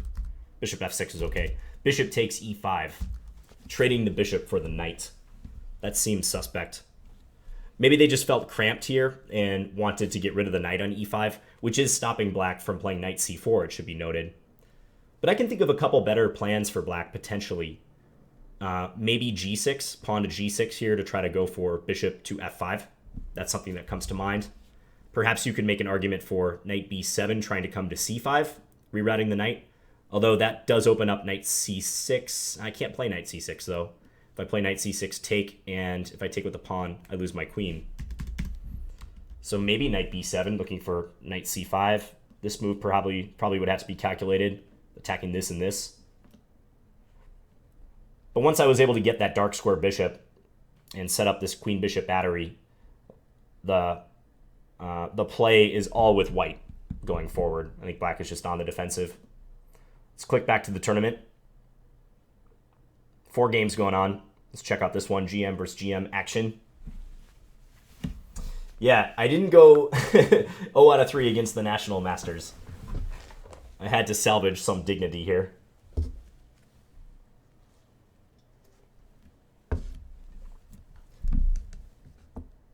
John is the Mesut Ozil of chess. I have no idea who Mesut Ozil is, if I'm even pronouncing that correctly. But I will take that as a compliment.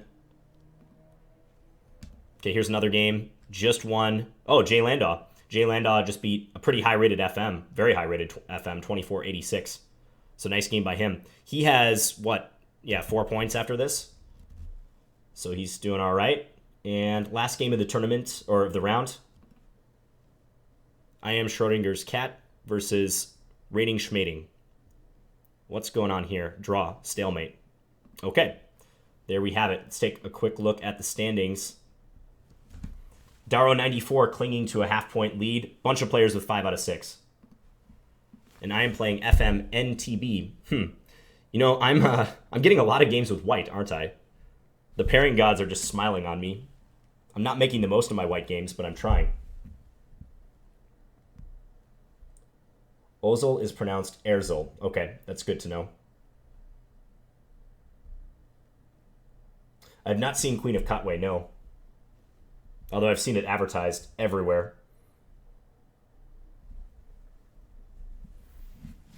So my goal at this point is just to try to play well for the remaining rounds and get a positive score for the tournament.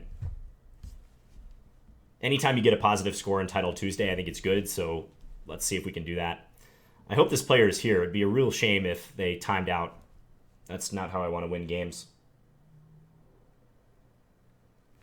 Hello, Arthur.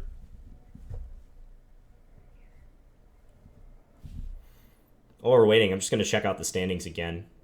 I want to see how, for instance, Amon is doing. Amon Hamilton.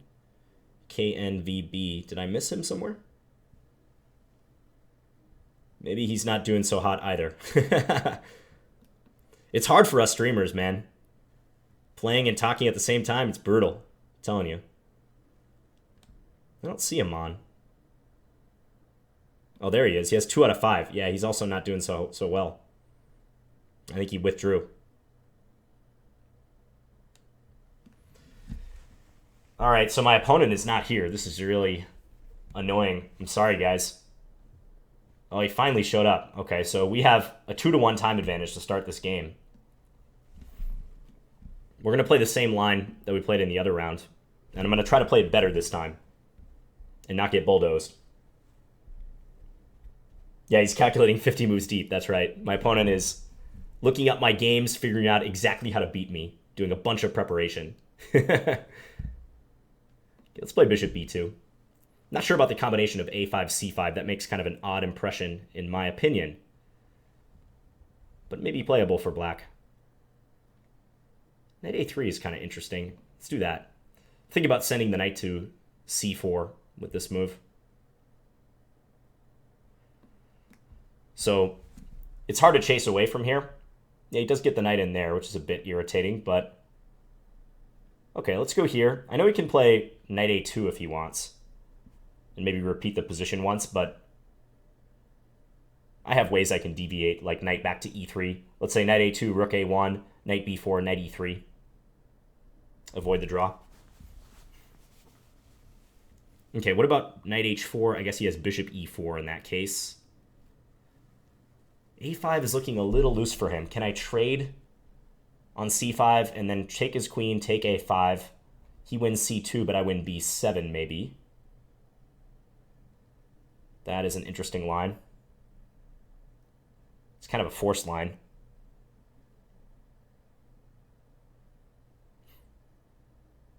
Okay, I'm going to do this first, though. I've got a plan in mind with this move. So bishop there. Now take on c5, I'm thinking. Yeah, let's do this. So if he takes with the pawn, now he's going to play that move first. Probably smart. Let's take this way. Now I think he has to take with a rook. He does. Otherwise, bad stuff was happening to him. Let's go bishop here. Let's see where he puts that rook. Now maybe knight e3. Which knight, though? Knight f4 is not going to win material.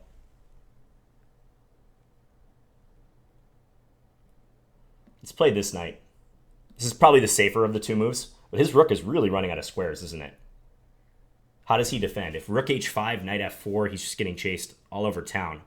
He has to play his rook back to h6. Don't know if I've ever quite seen a position like that. He probably should play that. Rook h5, knight f4, rook h6. Oh, he's going to sack the exchange instead. Okay. Play for activity. Yeah, can't say I blame him for doing this because his position was not looking so good otherwise. Just go here. Take b7. Now we lose e2, so probably have to play this move. So he's got some great knight activity, but I am up in exchange. Ah, nice move, d5. Let's try to get this in the game. Oh, no. I thought I could take on d5 here, but maybe not. Ah, maybe I can, actually. That would be really lucky if this works out. It might work out. Take, take. Let's try it. Otherwise, my position was pretty bad. He can play e4 here. e4 is interesting. Probably should play e4. Yeah, he's going to do it. This is a funny position. Can I take on c3? Am I justified in doing that?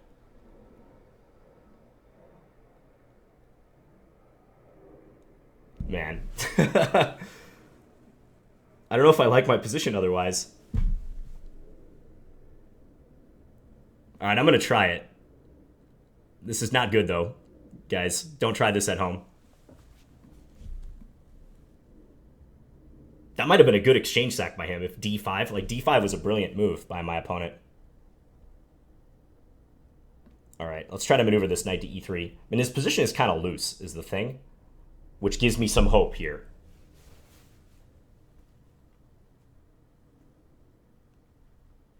Knight b5. Yeah, probably have to. Got to get some stability. Knight e3. Or c3, perhaps. Let's go knight e3. I'm going to let him take this guy and then try to chase his queen around a bit.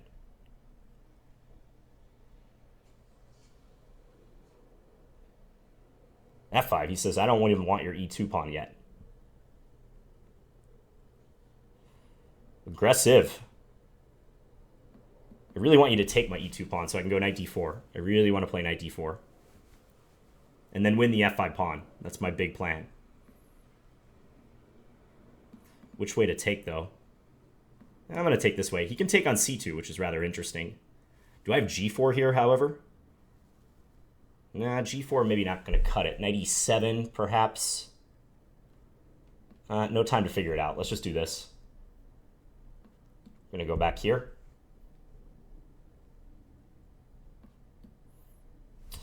Play for pressure against g5, I suppose.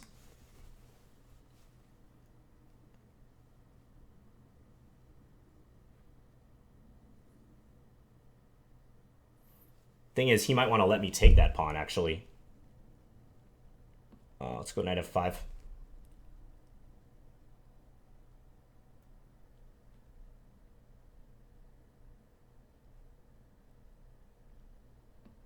Let's go here. Queen here, maybe. Take.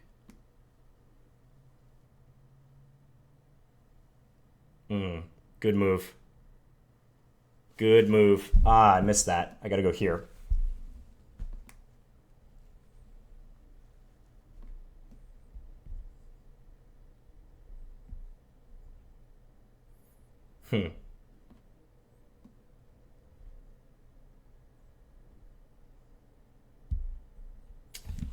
Man, this guy's annoying. He's playing good moves. Let's go overtake that guy.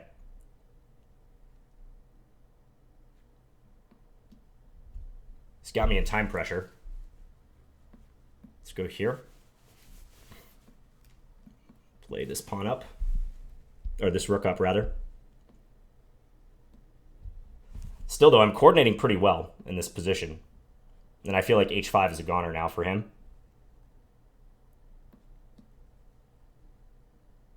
Let's give a check here. I'm going to chase him out now. Check. Rook back to e2 to defend. Let's go rook e3.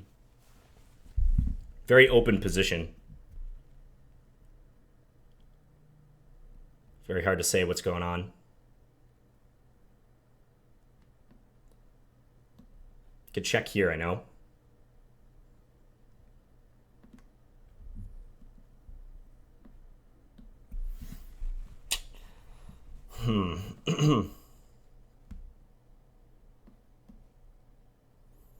Just going to harass his queen, I think, for a little bit. Maybe go after b7. I'm hesitant to move anything on this wing because I don't want my king to become weak. You know?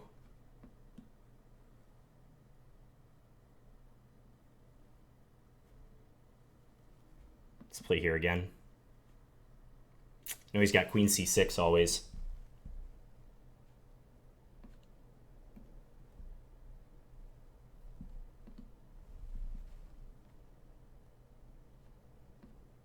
Let's go here.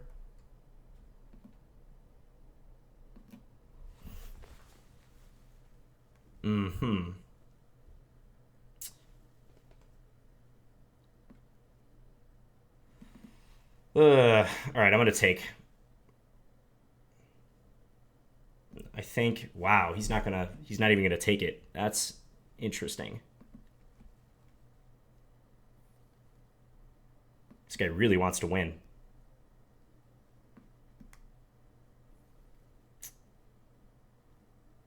Got to watch for queen d5 issues. Let's check him around again. What a crazy game this is. Knight e4. Now let's check. Play this over, just coordinate.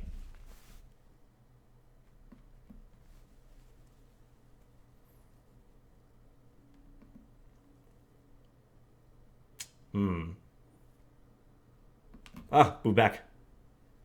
I almost lost on time there.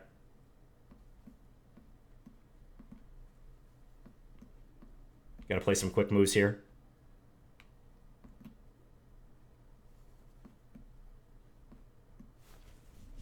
Almost losing on time is not fun.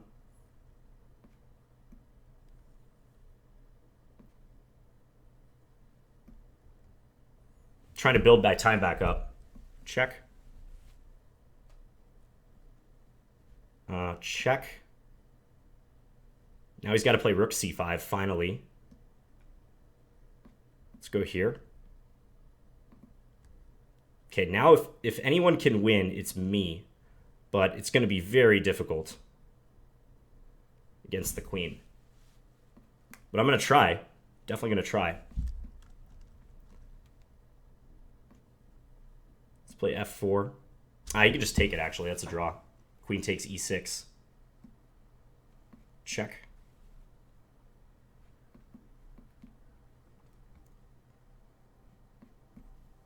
Let's play our knight here. Try to cover against some checks. So everything's defended. That's the most important thing when you're trying to hold positions like this. That everything stay defended. f5. Let's play knight e6 first.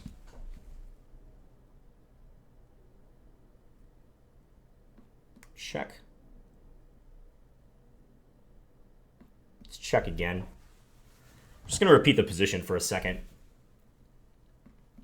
Oh, this looks very dangerous for him. King f8? I don't think that's a good idea. Yeah, he thought better of that. Let's go here. Can check on h8. Or there. This should be fine, though. This is a marathon game right now. Queen g4, maybe. Yep.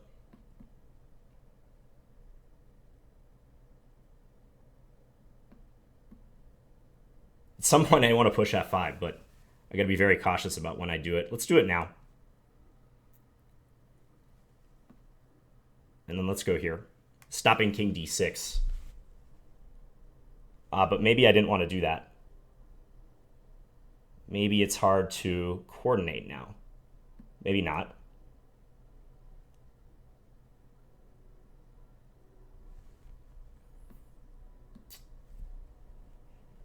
Hmm. 3 seconds.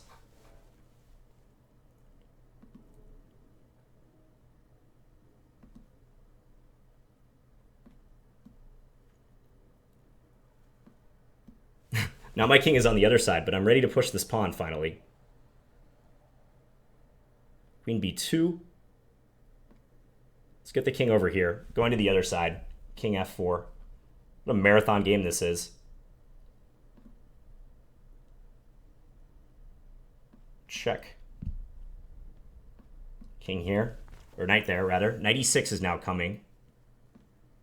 I feel like we're making some progress. I mean, my pawn is advancing. That's good progress.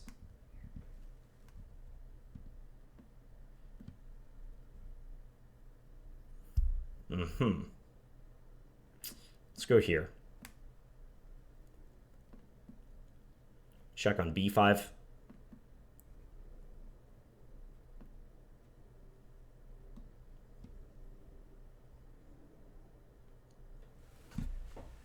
mean, it's kind of a minefield for him to walk too. For both of us, really. Okay, now he has no more checks. H5 is a check. Never mind.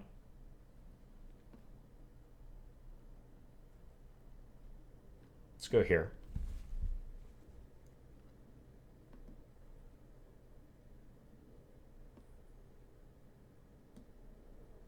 Threatening mate. He's not going to fall for it, of course.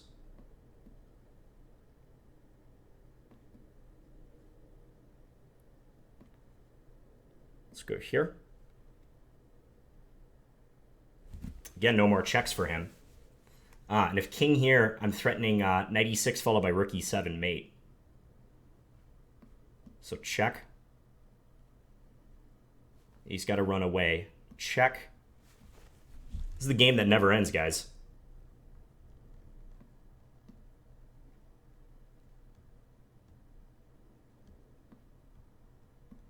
Let's not blunder something egregious here. F7. Come on, can we do it? Check. Just force him away once. Let's go here.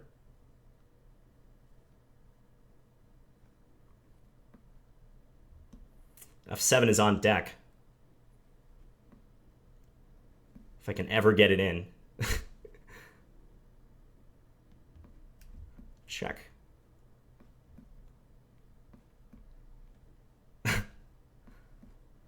I apologize to my opponents, the people who are waiting for this ridiculous game to finish.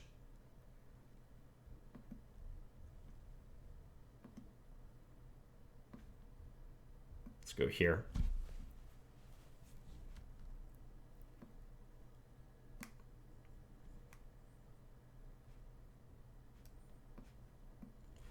'98 maybe? 98 coming?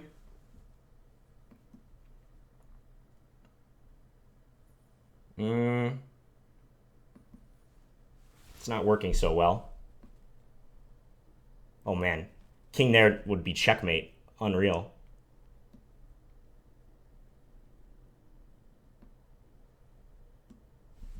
This might be a draw for real now.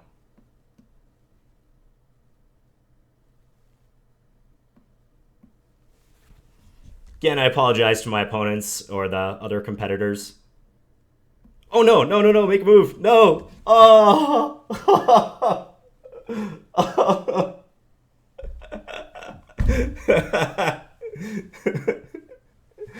Oh my god.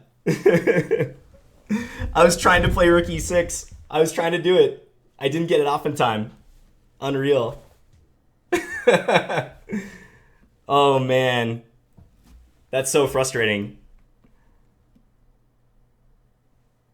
That was like the longest game of all time. Let's play queen a5.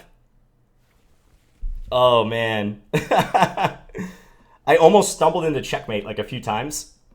I mean, credit to him for keeping me under pressure there for so long. He did a really good job of that. I'm so embarrassed right now. The entire tournament saw that too.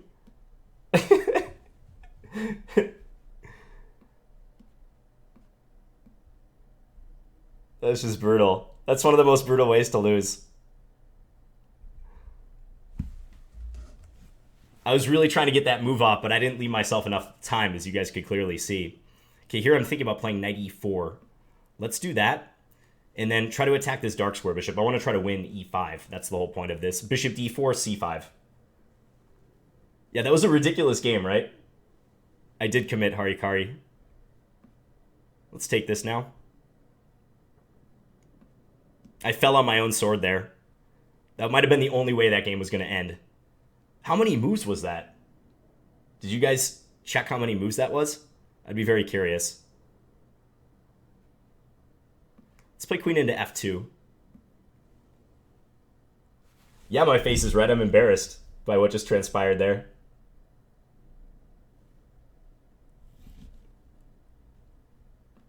Okay, bishop back. It was a fun game.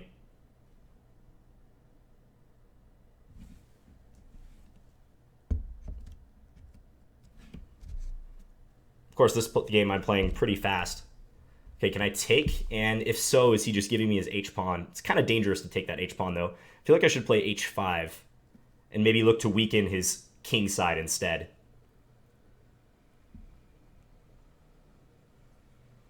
$170 moves.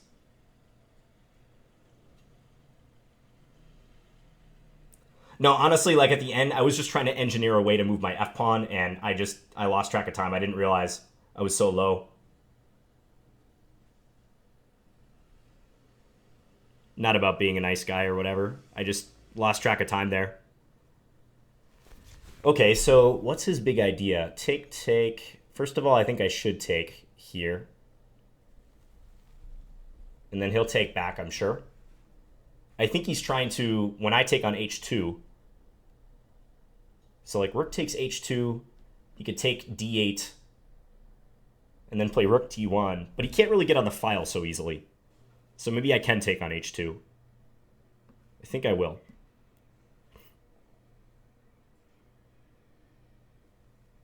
It's a little weird because both d8 and h2 are under attack, so I got to be careful, but I think this is fine.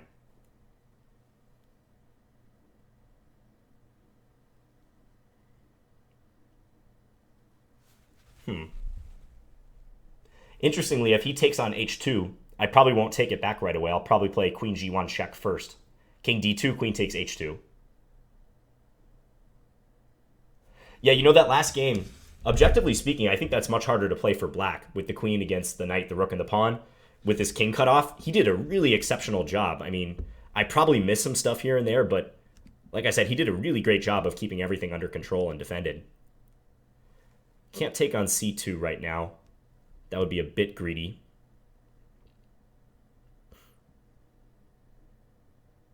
Wish I could, but it doesn't work. So I'm thinking rook back. Rook all the way back to h8. It's kind of passive, but I am up a pawn now.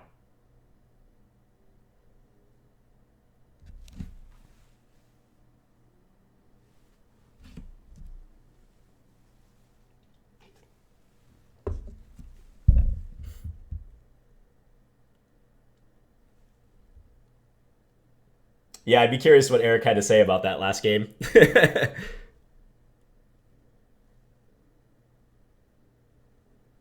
Eric was probably embarrassed for me.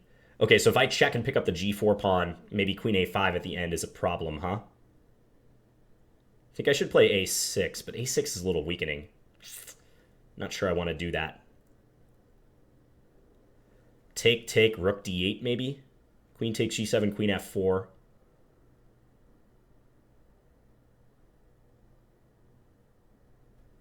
Let's try that. I think I need to get rid of this guy. And I know he might take with the pawn. There's a very good chance, but I think I'm just going to have to deal with this. And now check, I was thinking. Yeah, let's check. Followed by rook to d8. Rook d8, queen takes g7, rook takes d6. Queen f8 check, king here. Ah, no, I can't do that. That is too bad. Thought for sure I could play that way, but I can't. But I can play... Okay, so I'm going to do this. And after queen takes g7, I think I'm going to play... I'm considering queen takes g4 or queen to f3. Just trying to figure out which one's better. Ah, but bishop takes e6 might be an issue. Ooh, bishop takes e6 I definitely had to be aware of. Queen takes g7, because if bishop takes e6 is set up, pawn takes, he's going to mate me on c7.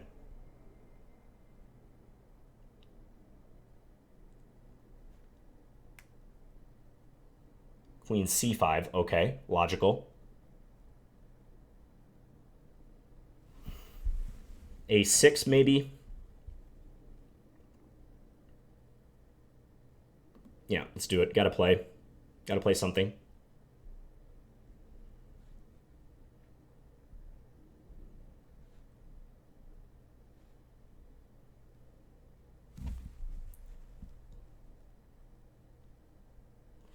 Rook d4, I have queen e3, but then he brings his queen in, doesn't he? It's no good. Okay, so let's check. And then I probably got to play king b8. I don't know about this, though. The king is weak all of a sudden.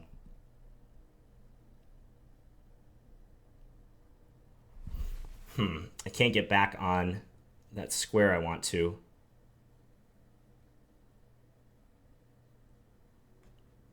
Okay, let's hide our king first.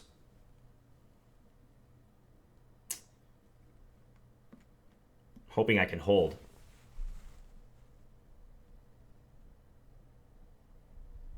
Maybe his last move was a mistake. That might have been an error on his part. I just got to try to eliminate this d7 pawn. That's all I can hope for. He just let me do it, fortunately. Ah, nice. Nicely played. Yeah, I got to take. And now rook d8. Then I got to give up my queen. Well played by my opponent. So maybe if I could win the pawn on c2, I have hope here. But not looking good. Let's try to play this up anyways. Check. Yeah, this is not promising. We'll do this, I guess. I could probably just play a6 now. c4 looks good.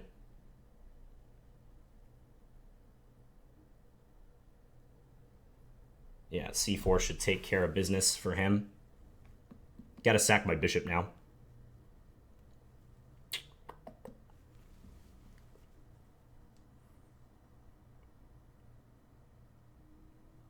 Not much left here, though.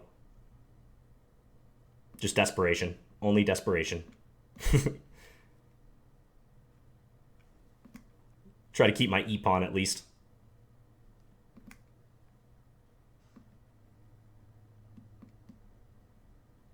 b6 is going to win. Yeah. Okay, another game I lost. Where did that one go wrong? I won a pawn, but he had good d-file pressure, was the thing. Maybe rook takes h2 is too greedy. Oh, you know what? I think right here... Well, I think I maybe could have played check. And if king here, then take. So check, king over, rook takes d6. Try to go for this. And just get rid of that d-pawn, or that e-pawn rather, once and for all. I'm still threatening that. Don't know that that's strictly forced. Like after queen f4, he could play queen here. But then I pick up e5. Yeah. And that would be winning that pawn. So that was a bit bad right there.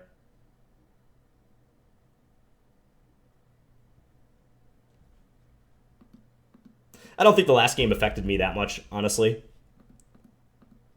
I just underestimated his pressure down the d-file. This position, while black is ahead a pawn, it's nasty to try to hold. I played rook takes d6 very begrudgingly. I just didn't see how to unwind. Originally here, I was calculating what would happen if queen takes g7. Queen c5 surprised me. I didn't see that move coming. Maybe there's some way I can refute this, but I'm not seeing it. Is this move good? Attacking f3, also threatening queen takes b3. That could have been worth a shot. That was one idea I had in mind, but I wasn't able to find.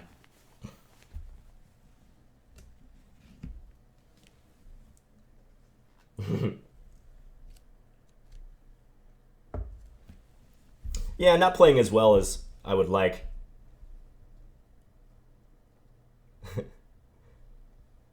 Jacob, if you just got here, you missed like an amazing last game.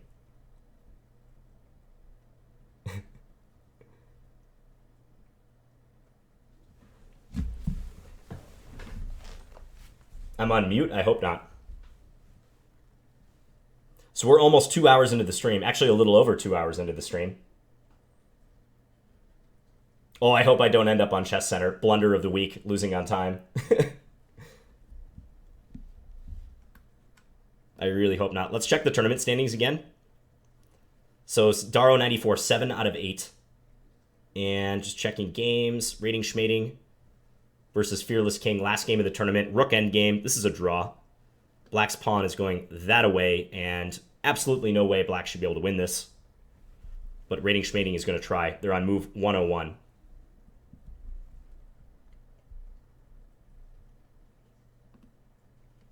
$460 viewers watching me self-destruct entitled Tuesday. Thank you, guys. I hope I'm providing some entertainment at the very least. And in the tournament, too, there have been some interesting games. At least my loss was not as bad as Wonderful Times' blunder with Queen G3. Like, that was just... Oh, man, you just feel for that guy.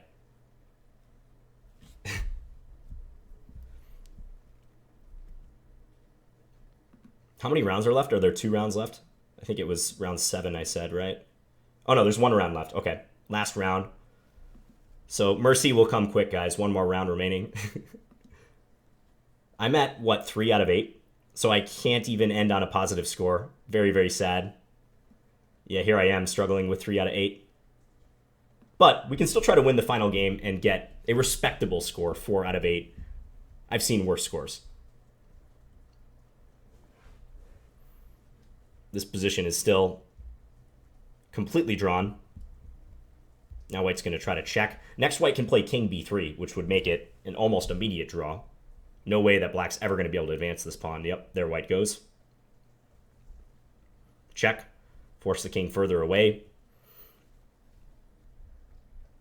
Black might play rook b5, and then white will have to, if they want to trade rooks, demonstrate that king and pawn versus king with the opposition is a draw. White's going to do that. King b2. King c2, take the opposition. I've done a couple videos on opposition in case you're unfamiliar with what that is. Just search opposition on my channel. There's also many, many other videos and resources out there if you Google that or search that on YouTube. Tony says, I think chess.com is a jinx for JB. You know, you might have a point, Tony. I did well in the Streamers Challenge over a year ago, but the Title Tuesdays that I played have not gone well. I think this is my 3rd Title Tuesday I've played and streamed, and I have not done well. Well, I think this highlights how difficult it is to stream against consistently good opposition. You know, I know I can play much better than this, but these games are pretty intense, and just the quality of opposition that you face round after round, I think talking through my games does detract from my quality of play, almost certainly. And that's not an excuse, that's just an acknowledgement of what's happening. Like, I will probably never play to my full potential when I'm streaming this tournament versus like just playing it normally. But it's still worth it. I still enjoy the practice, and there's still plenty of things I can improve upon based on these games. Black's still trying to win this. I don't think there's even been draws offered back and forth.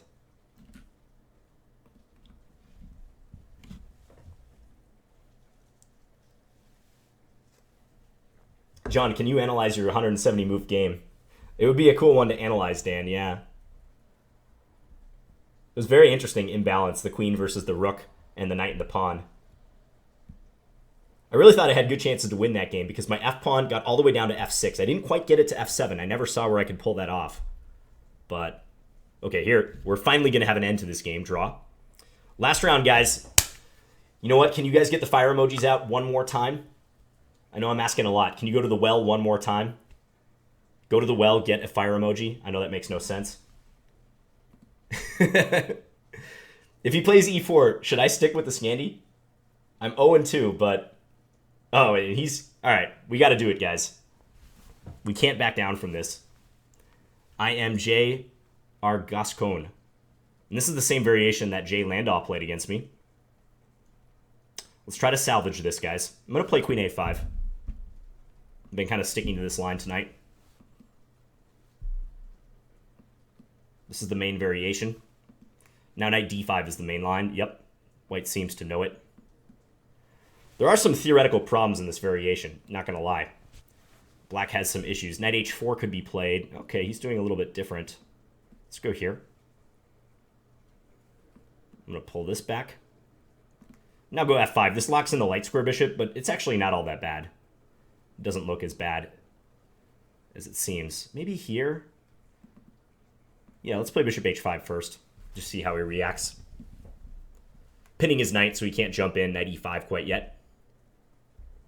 Now, I definitely have a mind to take that knight before it gets to establish itself on the E5 square. So yeah, let's go ahead and take this guy. Wow, bishop takes E6. Wow, I was not expecting that move. I was thinking I could just play bishop E4 should he even try that. And looking at this again, I don't really see why not. So yeah, let's do it. Now my bishop is really nicely anchored here. He can take F7, and he'll get 2 pawns for it, don't get me wrong. But I've defended sacrifices like this before. I feel like I should be good. Okay, rook over. So let's figure out how we want to treat this. Knight F6 maybe. Knight F6 to start seems reasonable. Queen E6, I have Queen E7. Forcing trade, so yeah, let's do that. Also reinforces E4.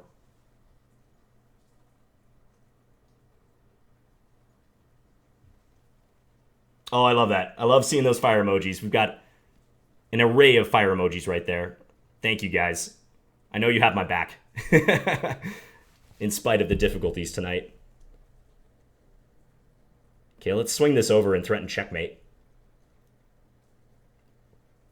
Oh. Hey. You know, someone is smiling on us somewhere. R. Gascon decided to fall on his sword. We get queen takes g2, checkmate in. Okay, well, a bit of a consolation there. Although my opponent did not play well. That was just an ill-timed sacrifice on e6. This is a theme for white in the Scandinavian, especially in the queen a5 line, sacrificing here. But I think this case is not a good one for white.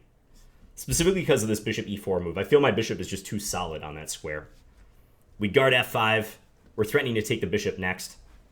He takes f7. He has 2 pawns for the piece, and my king is in the center. But the most important aspect of this position, in my opinion, is the difficulty that white has creating further threats against the black king. He just doesn't have that many pieces that can come into the action here and create issues for me. I think really the only aggressive move that I have to worry about is queen e6, due to queen e8 being a threat. But I can just play bishop e7, and again, I don't see where he's going with this. Now my king is secure. I'm ready to play stuff like this, maybe offer a queen trade. So I feel like black is a lot better after I'm able to do that. We will take it. That's right, Brett. You smart. You loyal. I appreciate you. Yeah, Adam knows what's up. DJ Khaled. I got outdone for blunder of the week? Oh, yeah, with queen takes g2. Yeah. No, I think wonderful time. He'll have to take the cake over me. For sure with that one. Okay, let's look at the end of the tournament, because there's still a battle going on between Darrow94, Platty3, and D-Wretch. Those are all the top 3 guys. And Darrow94, okay, it looks like they played each other. Let's keep an eye on Darrow's game, because if he wins this game, he wins the event outright with 8 out of 9. Let's flip it around, look at it from his point of view.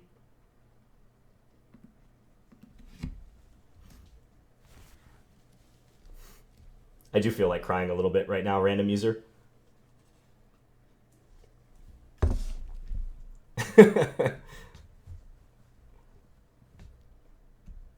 Well, thank you, Challenger.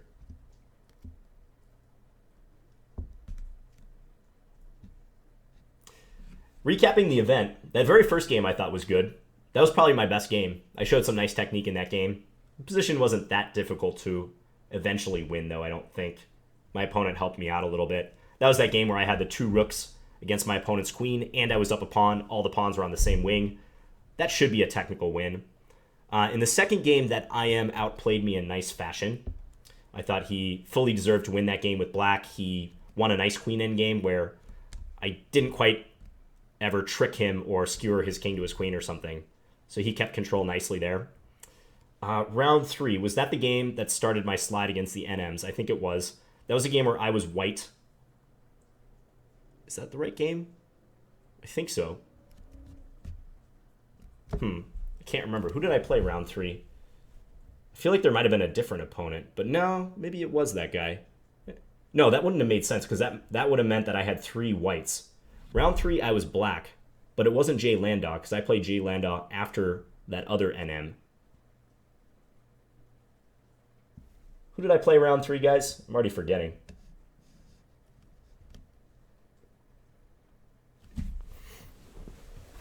Oh, I know what I can do. I can check my previous games.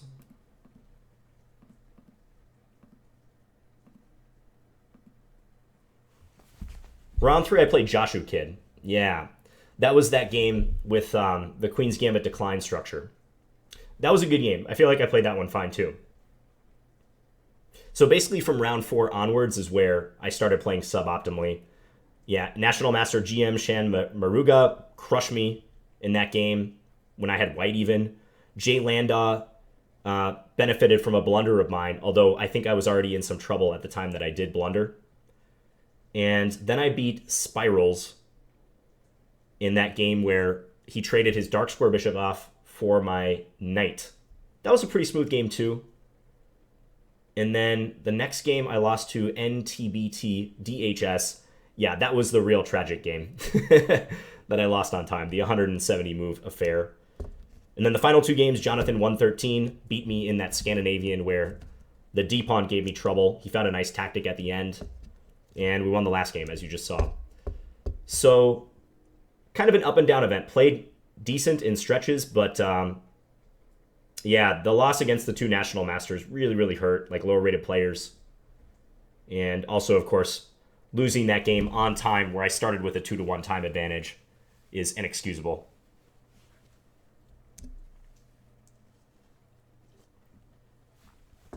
Hey, Lawrence. Watching from China. Awesome. Watching on a VPN. Really appreciate you tuning in. Hey, Nick.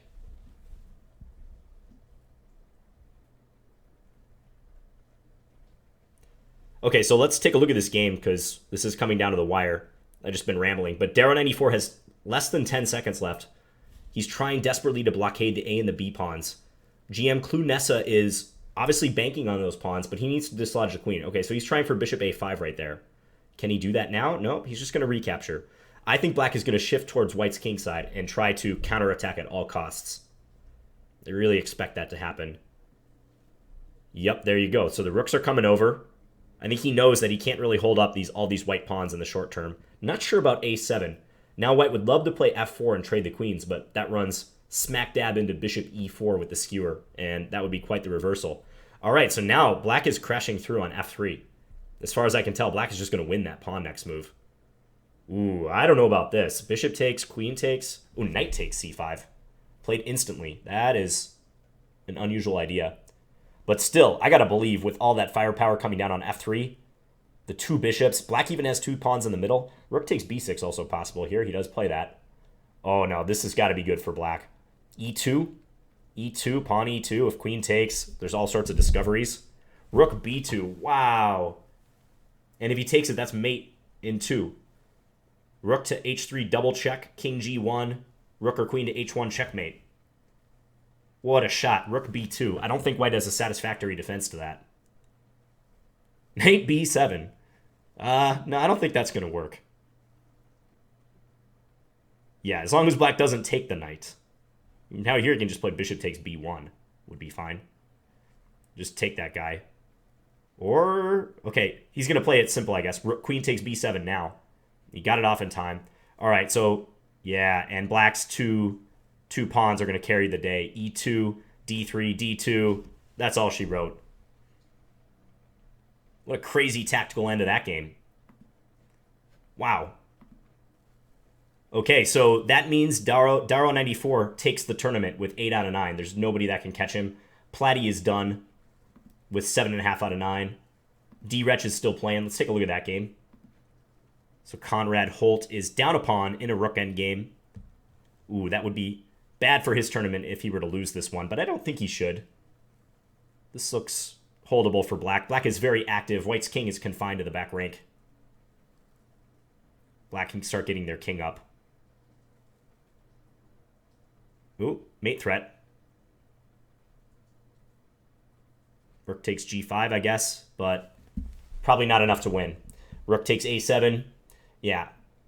Black is just rook D7 check, force the white king away a little bit. Black is too active here. Now he's going to go king F4 next move.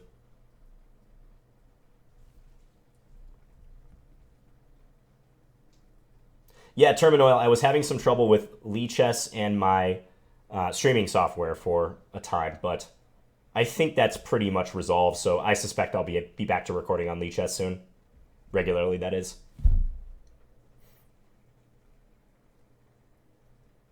Thanks, Anime and Music. And hello, Thomas. Okay, so this is just like that rook and pawn versus rook end game we saw earlier between those two, like NM versus FM, I think, from a couple rounds ago. Complete draw. Black's king is situated in front of the pawn. Yeah, and these players don't even play it out. Just draw a green. Any other games left? Ituri Zaga versus Borscht 7. Let's take a look at that. Queen endgame. Tricky, tricky queen endgame.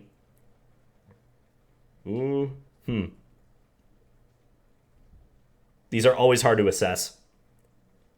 The pawn is on the verge of promoting. It's one square away, but white has so many checks and pins that they can set up. However, in time pressure, not a fun position to play. This might be winning now.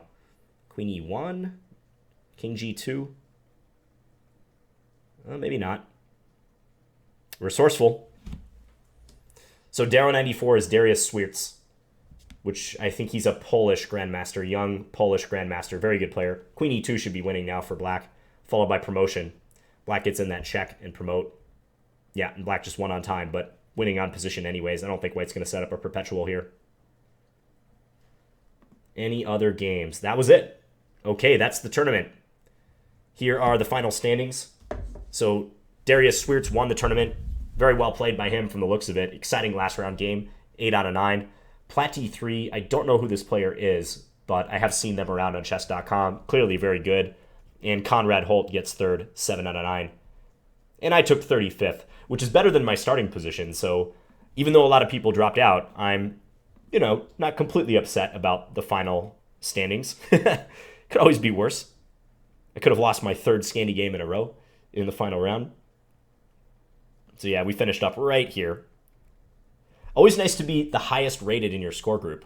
That means you did really well, right? Or the exact opposite. GM Joey got 4.5. Yeah, GM Joey, a battle-tested grandmaster, constantly playing on chess.com, and he only managed an even score in this field. That tells you how tough this tournament is. That guy I played finished with 5 out of 9, positive score. The guy I lost to. Just checking if there's any other notable results. The Butcher, one of the chess bras, he finished 5 out of 9. One of our previous opponents finished 5.5. Oh, and Jay Landaw. Jay Landaw had a very good tournament, 6 out of 9. Got 12th. Unfortunately, he doesn't win any money, I don't think. That's just how brutal this is. I think it only pays top 3 or 4. No, maybe up to 5 places. I don't know. But if you cut it off right here even, it's GMs just dominating the first 8 spots in the final standings.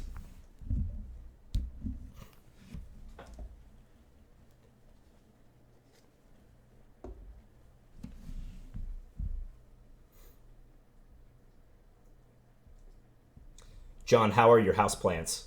They're doing well, Michael. Thank you. Planty McPlantface and Elohim. Yeah, they're both doing great. No complaints. John, should a new player focus on reading chess books and watching videos or actually playing games? Thanks. Definitely playing games, Apuesta. You need that hands-on experience when you're first starting out in chess. So I would recommend playing longer games, standard games, 15 minutes per side or more, preferably with an increment so you don't get too low on time. And you can, play a decent game even when you're in somewhat of a time scramble. And if possible, annotate your games and analyze them afterwards. So go through the games, draw your own conclusions about the games, play through some scenarios that could have happened, try to key in on game-shifting moments and decide if you played it correctly or if your opponent played correctly or where you could have played differently. It's always easier to look at stuff in the post-mortem when the clock is not ticking. You can move the pieces around and draw conclusions that way. And the final thing you want to do is check it with the engine or with someone stronger than you if you have like a training partner. But most players put it in the engine, and you want to make sure you do that after you've analyzed the game yourself. Other resources are good to study, but playing your own games, serious games, also solving tactics, that's the most important thing. You've got to focus on active learning, engaging your chess brain. John, who do you think would have won in 1975, Fischer or Karpov? I was keeping an eye on the chat, and I think that question was floating around a lot. I think Fischer in 1975, definitely. I think he was stronger than Karpov. Had he continued working, I think how old would Fischer have been? Like mid-30s Fischer probably would have been strong enough at that point, who's in good physical shape, that he would have beat a young Karpov.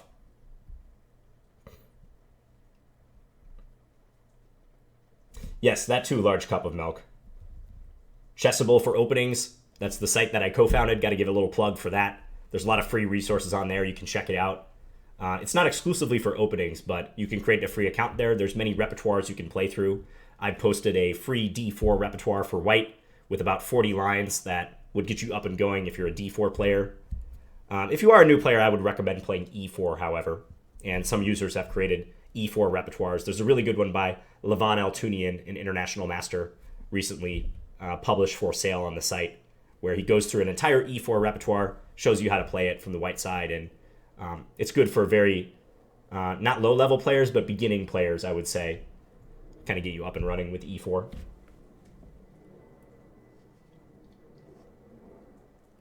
Oh, thanks, Alexander, for purchasing my Scandinavian repertoire.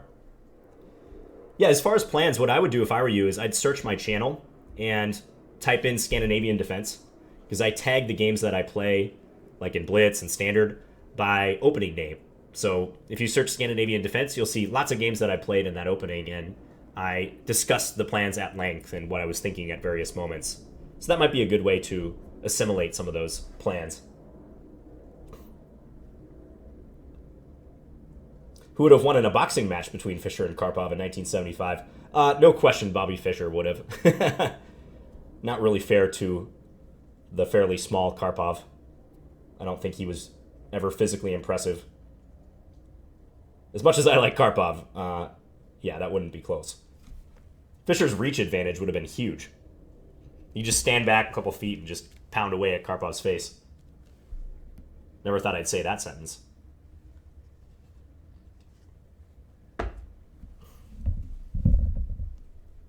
Dirty Dan, I scored 4 out of 9. And there's a few games that were quite instructive and also ones that were rather tragic. One in particular. So go back and watch the archive version when I wrap up this stream. Zach asks, how valuable is a chess coach? That's a very good question, Zach. I actually intend to make a video about this at some point. I would say a chess coach is as valuable as the amount of ambition you have as a player. If you're a player who is really, really looking to get better and you're studying chess for a couple hours per day, you're doing a lot of the stuff I've been recommending, like playing longer games, doing tactics, taking your games seriously and analyzing them, then a coach will help you. A coach will eliminate a lot of the work it takes to get good, and they'll give you like a roadmap, and they'll basically tell you if you're on the right track, and they'll give you advice about how to adjust your plan. And also they'll just get in a lot of just general theoretical lessons if you're taking lessons with them regularly. So you'll learn about a variety of chess topics. But I think the real value of a coach is just having someone guiding you and eliminating a lot of the misinformation that's out there. I mean, if you Google, like, how do I study chess or something, you're going to find a ton of information, and a lot of it's just not that good. And a solid coach will just give you the straight beef, really, on what it means to get good in chess and how you go about it, and they'll tailor it to you, too. So I think if you're ambitious, a coach can definitely be an asset. If you're looking as a coach as a way to be a substitute for other types of chess learning, like you don't want to like read chess books, or you don't want to bother to analyze your game, so you're just going to have your coach do it. That's not a good scenario, and I wouldn't recommend hiring a coach until you get more serious about it. So just as with anything, you're going to get out what you put in, and a coach can be the difference maker if you're an ambitious player. If not, then you're probably just best off playing casually and deciding at some point if you want to take it to the next level.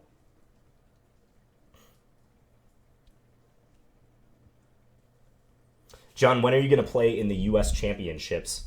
Well, I have no chance to qualify as of now. My rating is too low. I think FIDE rating-wise, I'm hanging around the top 50 in the U.S., maybe slightly below that, let's say top 50 to 60. So I would have to rise quite a bit to get an invitation to the exclusive U.S. Championships. Unless I was top 20 in the country, let's say, it has not even crossed my mind. The format they have now is closed. It's a closed field.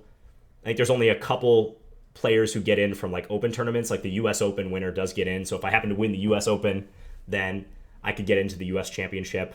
The U.S. Junior Champion gets in, but I'm 10 plus years too old for that. So it's not going to happen anytime soon. Eric Hansen versus JB. Yeah, that would be a fun match. I'd love that.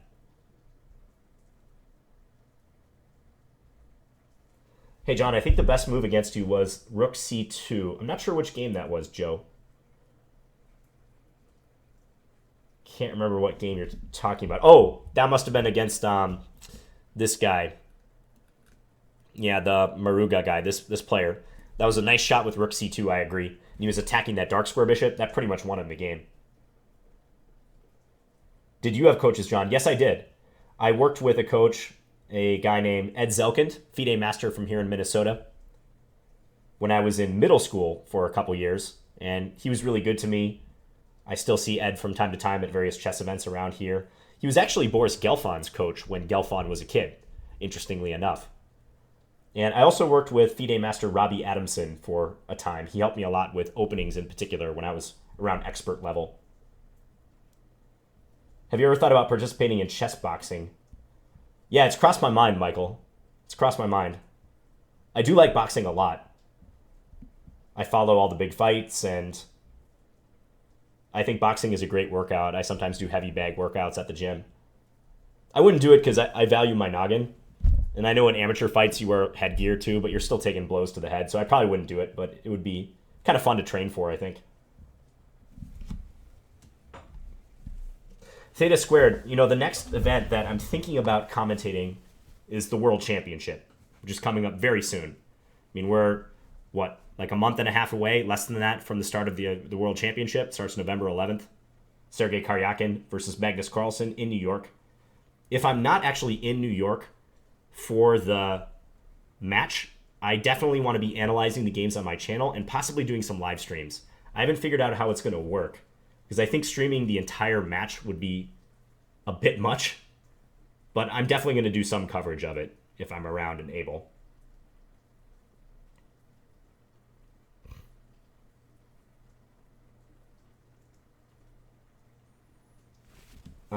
Somebody's asking about a computer not understanding a position when there's 600 plus ELO. There are positions that computers don't grasp, especially closed positions. Open positions, computers are generally untouchable.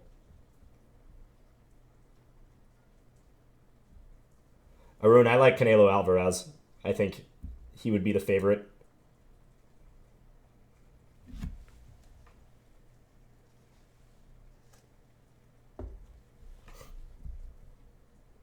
Yes, I would be an underdog against Chess Bra.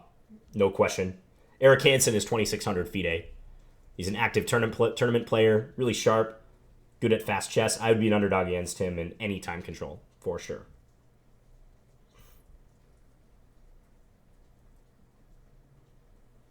Have you followed the Isle of Man tourney where So Naka and Michael Adams are playing? Yes, I have. I've been enjoying that.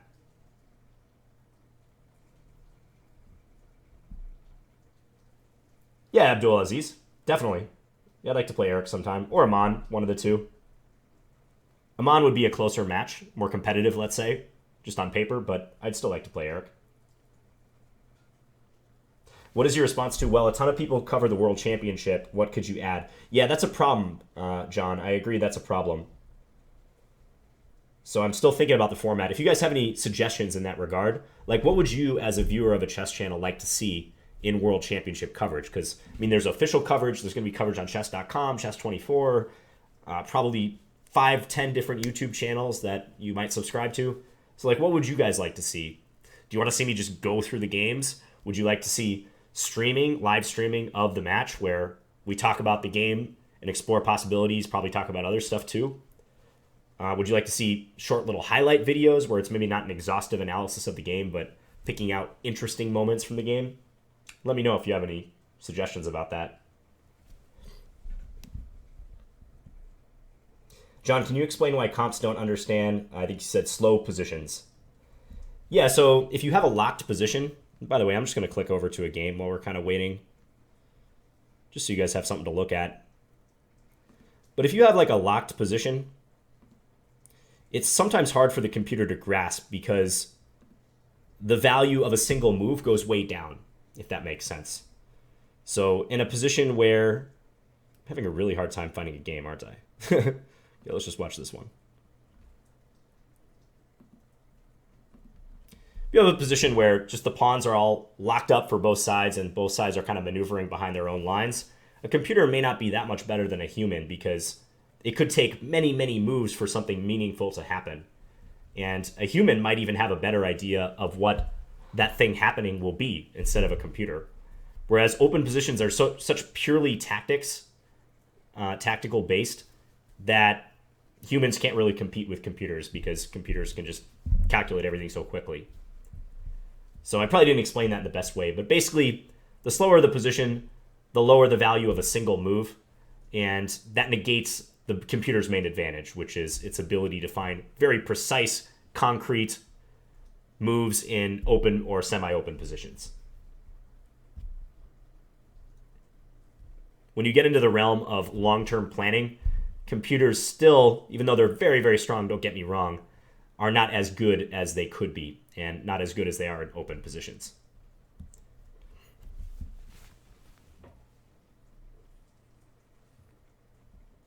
We want more dual slow matches.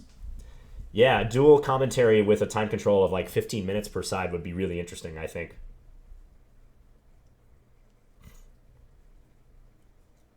John, how is the chess scene in the Twin Cities? I'm applying to the University of Minnesota and currently have to travel to a different state to play in OTB tournaments. We have a pretty good chess scene around here, Dan. We have one major club. It's called the Chess Castle of Minnesota. It's in Minneapolis. Chesscastle.com. Go check it out. And even aside from our club, in a couple other cities in Minnesota, namely Duluth, which is up north, and Rochester, which is down south of the Twin Cities, they also have fairly active scenes. So, like, there's often tournaments going on there, and even players who live in the Twin Cities travel to those tournaments too. So it's a good scene. For not being a major city like a New York, a Chicago, a San Francisco, we're doing well here. Lots of competition and tournaments on offer.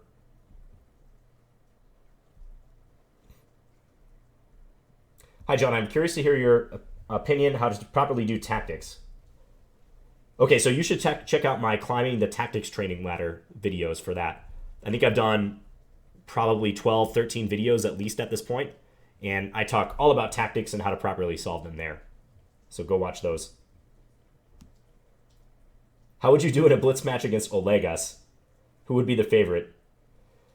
Well, assuming I didn't die from boredom, I don't know. I think I would do okay. I'd give the slight edge to Olegas. Well, I guess this is assuming I'm not commentating. If I just played him straight up, no commentary, I think it would be very, very even.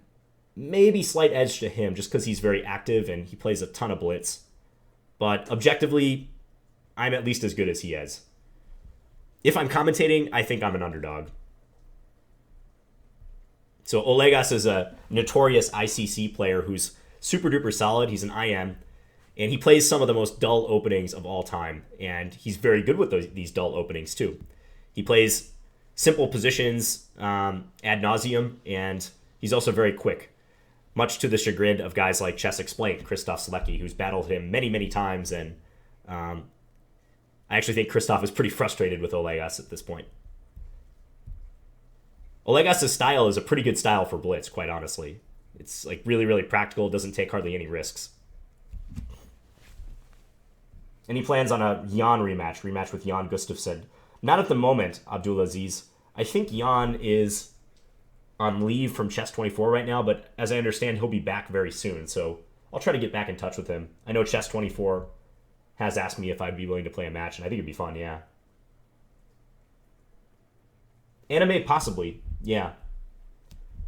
I think I will probably add to that series. Nope, never played Garry Kasparov. John, what was a bad chess habit that you had difficulty kicking? I will say, I still have this habit too, is I sometimes back down from very sharp positions, and I try to win by positional or strategic means when a concrete tactical solution was appropriate. So that's one habit I've tried to correct over the years. Very funny, Scott.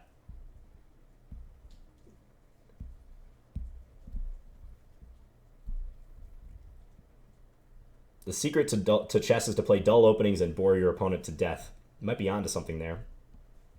What makes a line fun to play? I think that's up to you. If you find something intriguing about a particular line, maybe the pawn structure appeals to you, maybe the dynamic of one side attacking and the other side defending appeals to you. Whatever you find beautiful or interesting about the position, I think makes it fun to play. Sometimes doing something that flies in the face of conventional wisdom, like playing the Scandinavian where you're bringing your queen out as early as move 2 and still trying to win the game, that can provide a lot of enjoyment too.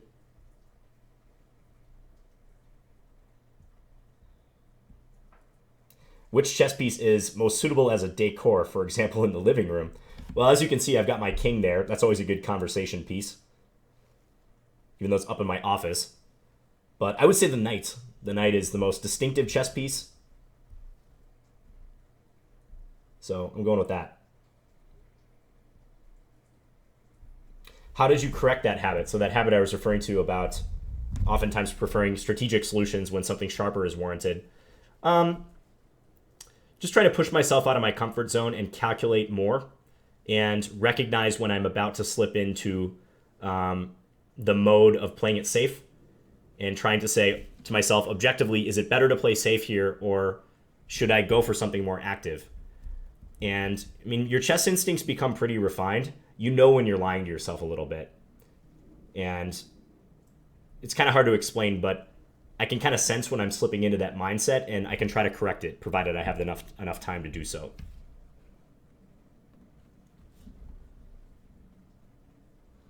I don't really follow MMA much, no.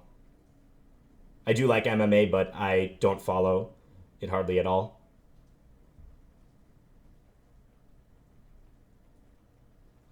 Yeah, Purdy, I have heard of the correspondence master Purdy. I think he's written some books, right?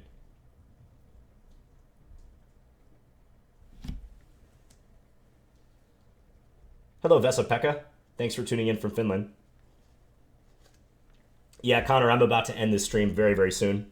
It's been going 2.5 hours now, almost 2 hours, 45 minutes, actually.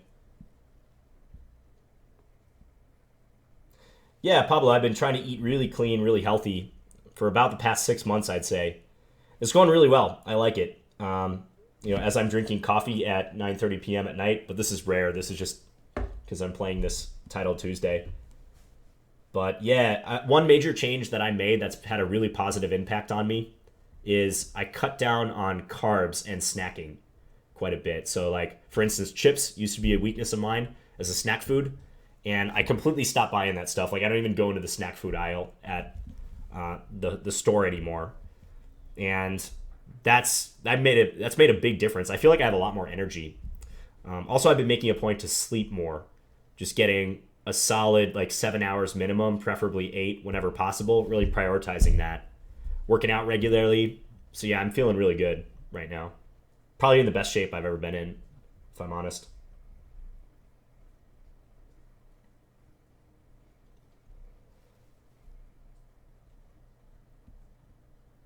John, are you going to any upcoming tournaments? No, I don't have any plans right now, Gustavo. I do have to start looking into that. If you are playing a kid that is younger than you, do you play a positional game and try to outplay your opponent, or do you play a shark game and try to crush him or her? As a general rule, Tiger, if I'm against a younger player, I try to play a more positional strategic game and beat them with experience, as opposed to getting into a tactical hand-to-hand combat game where kids are often very good at that, calculating lines and playing in precise fashion. Whereas they probably haven't built up the necessary level of experience to compete with most masters in like let's say a semi-closed middle game. So that's the territory I try to drag them into and beat them.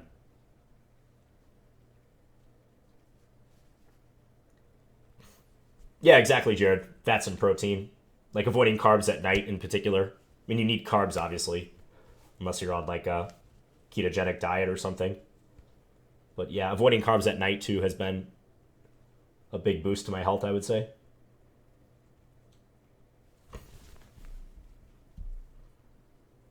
Should I quit school to practice my chess? Probably not, Fun Hero. Hey, Daniel from Ecuador, thank you for watching. John, have you enjoyed this election season? Enjoyed as in a car crash sense, like I gotta look and see what happens, but it's really gruesome and I might regret looking afterwards? Yes. But like a lot of Americans and probably many people all over the world, I wish this election cycle was over.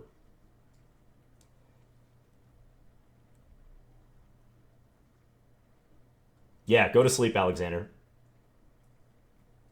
Sleep is so important, guys. If you get that solid 8 hours of sleep, I know there's some people who claim that they can operate sufficiently on significantly less than that, but I don't really believe them.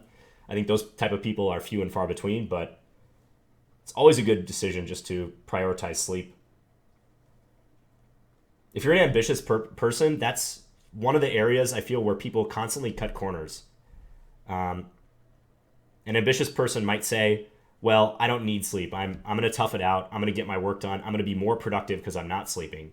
But it usually has the opposite effect. If you're just going to be a zombie the next day and your productivity just crashes, then clearly it was a bad decision to forego those hours of sleep that you could have got the night before. You sound like you're getting sick. I am a little stuffed up right now, but I don't think it's bad.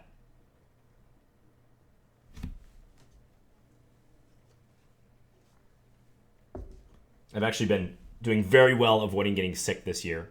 I was sick at the very beginning of the year in January, but I think I should be all right. Fingers crossed, though.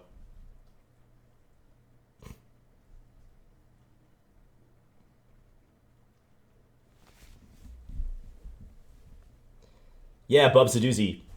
I think I'll make a video like that at some point, showing you guys the massive amount of chess books I have.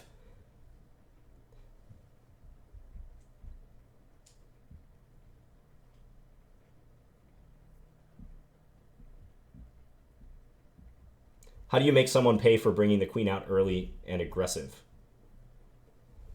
Asks Figaro Fog. So usually you're trying to make tempo moves to attack their queen and kind of kick it around the board. So stringing moves together, developing your pieces with a gain of time by hitting the queen, that's how you punish them. Got to talk to Simon. Simon is away at the Isle of Man tournament, but I'll make that match happen, I promise, guys. It'll be fun.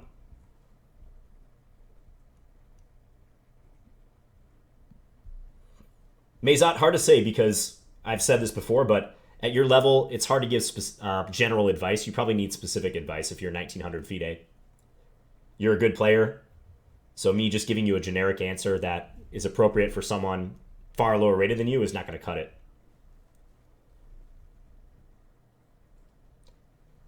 My week has been going well. Thanks, Procyon. Okay, guys, I think I'm going to wrap up the stream.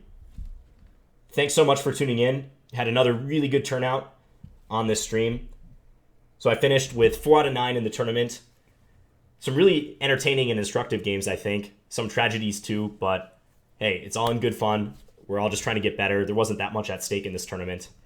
And I'm definitely going to do this again, Title Tuesday. I like this event. I especially like the fact that I don't do well in this event because that's motivating me to play more often and try to repair that situation. So thank you guys for watching, and I'll let you guys know when my next stream is going to be. Hopefully it won't be too much longer. I'd say maybe a week or 2 weeks. I am going to be out of town this coming weekend, but if things go well and I can get Simon to do the match sometime this month, you're going to have some more action very soon coming at you with YouTube streaming. Anyways, have a good night, guys, or day, and I will talk to you later. Bye.